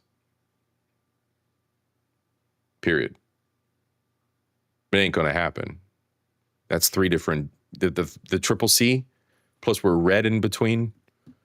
We're purple smooshed in between. We're blues smooshed in between red. The state's purple as fuck. Yeah. Anyway, policy. If you are not just a shit talker out here on YouTube and you have some play as a content creator in your area, you care about your community, I highly suggest that you engage. Follow one of these models. Go check out what Hampton Law is talking about. Start rallying the troops and getting people engaged, okay? There's options here for us. If you really are someone who does something in the community and touches grass, please go handle business, please. All right? Your boy C.I.P. is going to do his part. I'll do my part. Fucking Starship Troopers out here, y'all. I'll do my part. Let's go. And force data deletion after 21 days with criminal penalties for any company that misuses this. This becomes a gold standard for privacy that we can now advocate in all of our individual That's good states. news, Zach. And in finally, any and most capacity. recently in 2025, that brings us to the state of Utah. Utah passed a bill by its legislature that adds penalties for misuse of license plate readers, making it a misdemeanor and allowing for the firing of officers who abuse this technology.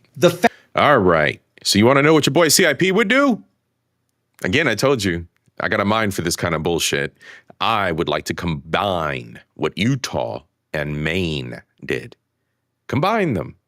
Now, if you're sitting at the table with me and you're helping author this document for our government here in Ohio, if you're sitting at the table with me, then we can start talking about the dumb bitches that are doing the ABs and whatever the fuck else they were doing out there in Illinois.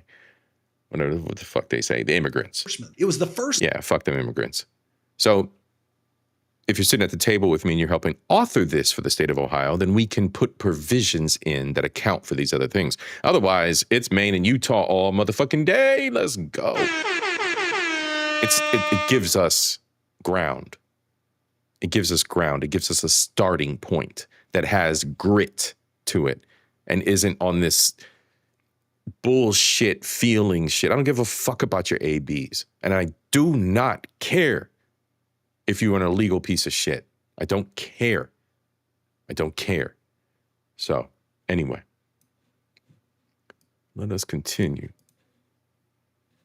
And start pushing your local legislators to move forward and ban the use of this technology. But what about the federal level? As of yet, unfortunately, the Supreme Court has failed to take on this issue. Again, this is an 8 billion. You have to understand how many zeros and the power behind that.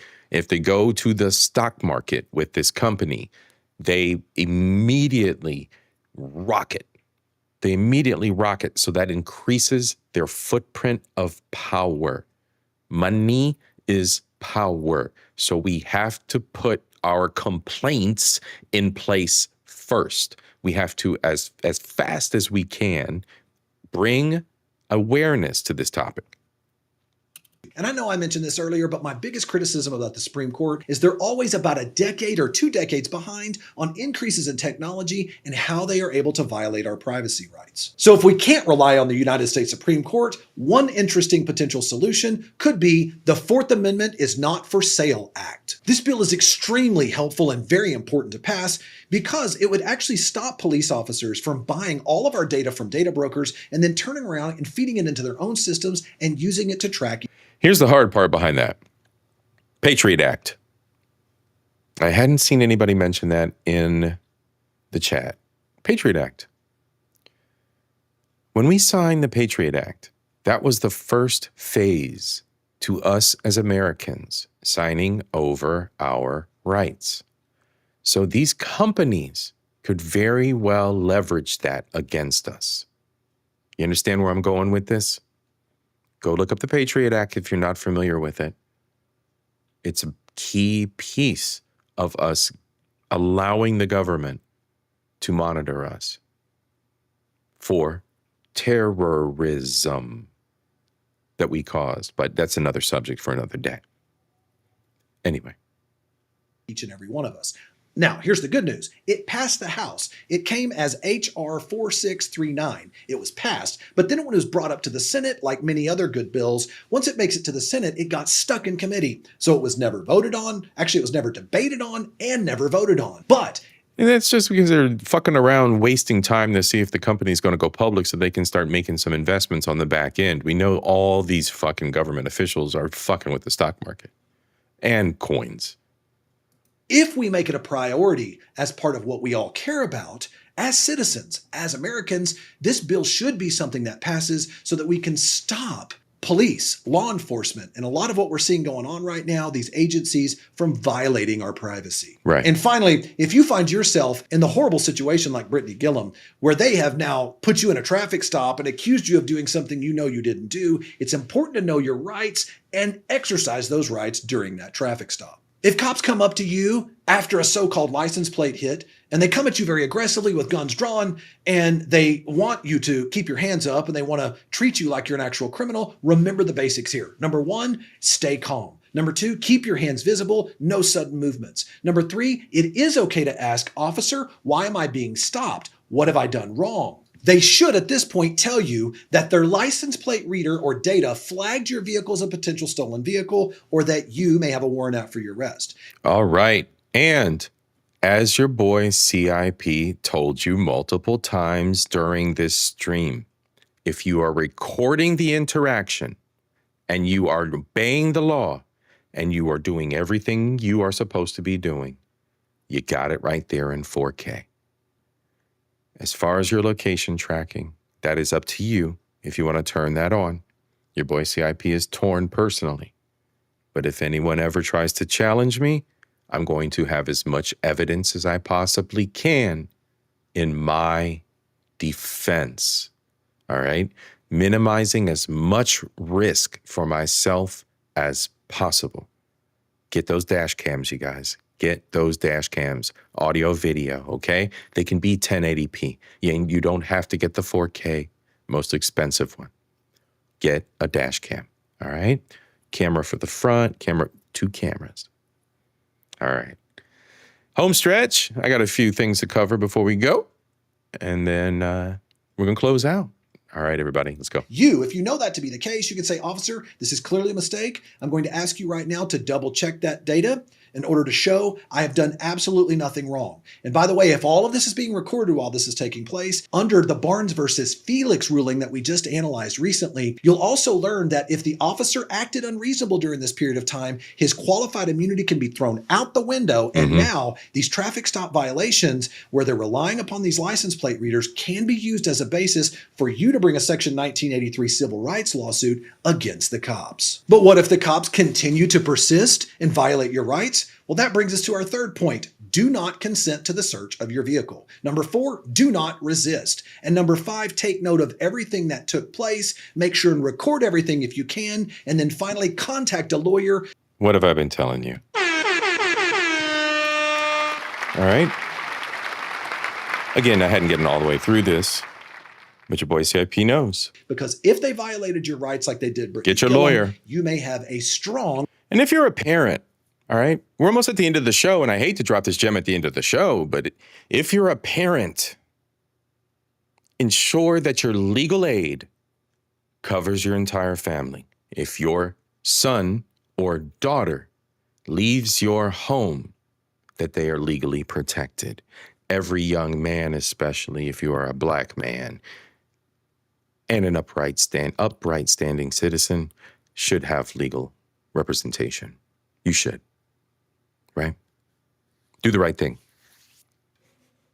Civil rights lawsuit to bring against an officer when they're relying upon this type of technology to believe you've committed a criminal act. You say, Jeff, come on, I'm not lawsuit happy, but that's not the point here. You have a constitutional right to not be unreasonably searched or seized. But those rights don't mean anything if we don't stand up for them and stop police departments from doing this. A mistake by a machine is no justification for violating your rights, and we'll only stop this bad behavior if we stand up and take it to court. And let me finally say, this is not about being pro-police or anti-police or pro-technology or anti-technology. This is about standing up for our constitutional rights, our Fourth Amendment rights in this digital age. We can have effective law enforcement and still maintain our privacy, but only if we set boundaries. Speaking of setting boundaries, did you know that cops are not only watching your license plate, but that they are also using technology to see through the walls of your home without a warrant? Check out this next video where I break down how to stop cops from seeing through walls to spy on your home. Wow, there we go. Hampton Law Firm, he's going ham on this stuff. Shout out, bro. Shout out to you. Ladies and gentlemen, let's go ahead and drop that link in the chat. You know your boy CIP is not shy about throwing roses and sharing the links of all these great sources that I have and that I use and that I bring to you so that we can learn. Culture, knowledge, and entertainment. Culture, knowledge, and entertainment. Your boy CIP never fails to deliver, right? All right, y'all. So some announcements. What do we got? We got a new month. Your boy CIP turned 50 in October. Mom just had a birthday. I know a lot of y'all throughout November have had birthdays, and I've failed to celebrate, y'all. Let's celebrate. This is for y'all, all right? Give me 1 second here. Let's go. Fuck your birthday, nigga. Fuck your birthday. Today my birthday. Fuck your birthday, nigga. Nigga, fuck your birthday. Fuck your birthday, nigga. Fuck your birthday. Today my birthday. Fuck your birthday. Fuck your birthday. Now that I'm the shift leader, nigga, fuck your birthday, nigga. Fuck your birthday. Today my birthday. Fuck your birthday, nigga. Nigga, fuck your birthday. Fuck your birthday, nigga. Fuck your birthday. Today my birthday. Fuck your birthday. Fuck your birthday. Fuck your birthday, nigga. Fuck your birthday, nigga. Everybody, fuck your birthday. Fuck your birthday. All right, y'all. Happy birthday to those that I missed, right? Then happy Thanksgiving to each and every one of you. Thank you so much for joining me this evening. It's an evening show, but hey, Team Replay will catch this probably while y'all are eating turkey. The important thing to remember here, folks, we have to shake the apathy. It's overwhelming. Your boy CIP understands that, right? I understand that it's overwhelming, and I understand that this technology in general, for a lot of us, is something that we're not familiar with. That's okay. Don't let it overwhelm you, right? This is why you have me here as your resource, right? A little music, trying to find the music button. All right, so this is why you've got me here, right? I aim to provide you with that knowledge. Come back to the channel, rewatch this stream, bookmark it, favorite it, whatever you gotta do. Share it with your people. Yeah, your boy CIP does get a little ham at the beginning, right? You're gonna have to understand, first and foremost, who CIP is, but then secondly, the fact that I care, okay? As I've said many times, I don't have a family of my own little kids and whatever else running around, right? So why waste time? Why waste my time here on Earth and be an unproductive human being? Sticks and ropes, right? Sticks are meant to keep things away. Ropes are meant to bind people. Your boy CIP will always remain a rope. Someone that binds us. Someone that provides us with a little bit of knowledge. And again, sometimes it's the messenger, right? I might not be the right messenger for everybody, but I'm here to share it. Maybe a little bit of what I've shared tonight, you'll take with you and move forward. Maybe you'll come back, subscribe, right? Maybe you'll come back and look for future episodes of all the great shit that I have over here for y'all, okay? We're grown folks. It's grown folks talk. That's what it is over here. I'm a dude. I'm a man. You're going to hear it from a male's perspective.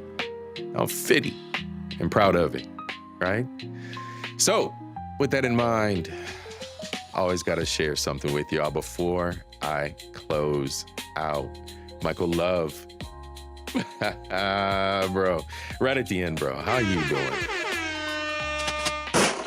See you snuck in, bro. Appreciate you, man. The show producer, that's right, ladies and gentlemen, that is Mr. Michael Love. Thank you, sir. Thank you very, very much for your kind contribution. You still remain top mark, top producer. And it is because of folks like you that your boy C.I.P. is here. This is a hobby, ladies and gentlemen. This is a hobby. I do this because I love the game. I love sharing. I love causing chaos every now and then. But more than anything, like I said, I love being a rope here in society. Someone that binds us together, right? Gives us a little bit more to think about. Please, please, please go back, Team Replay, like, subscribe. If you are new, share it out. It's important. We secure ourselves. And as promised, we're going to talk more about security in the very near future. All right? Nothing is true, my friends. Everything is permitted. Seek knowledge. Seek knowledge. It helps you evolve. It helps improve your quality of life and your understanding of what's around us. We don't always learn everything we should. So seek knowledge. All right? Do the research. Everything around us is not an absolute reality. Travel, explore. Your reality is subjective to what you choose to explore in this vast world. What you limit yourself to and experience, my friends, is your own responsibility. All right? Choose wisely each and every day. Mwah, I love y'all. See y'all on Soca Sunday. Maybe before then, we'll see what's up. Have a great holiday. Peace, peace, peace.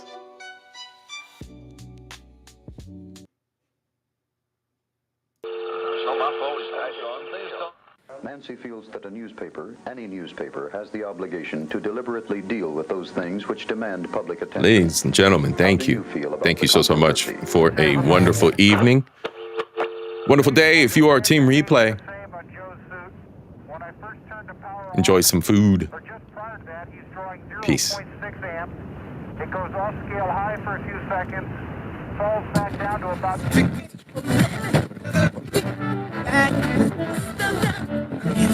The CBS Evening News with Walter Cronkite. Well, first I jumped to 9.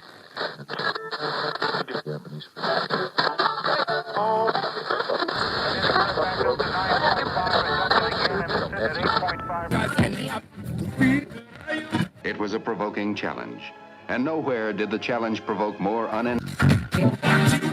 Averaging a peak-to-peak, I'd say of about 0.1 amp. To develop and introduce America's first all-electronic television system.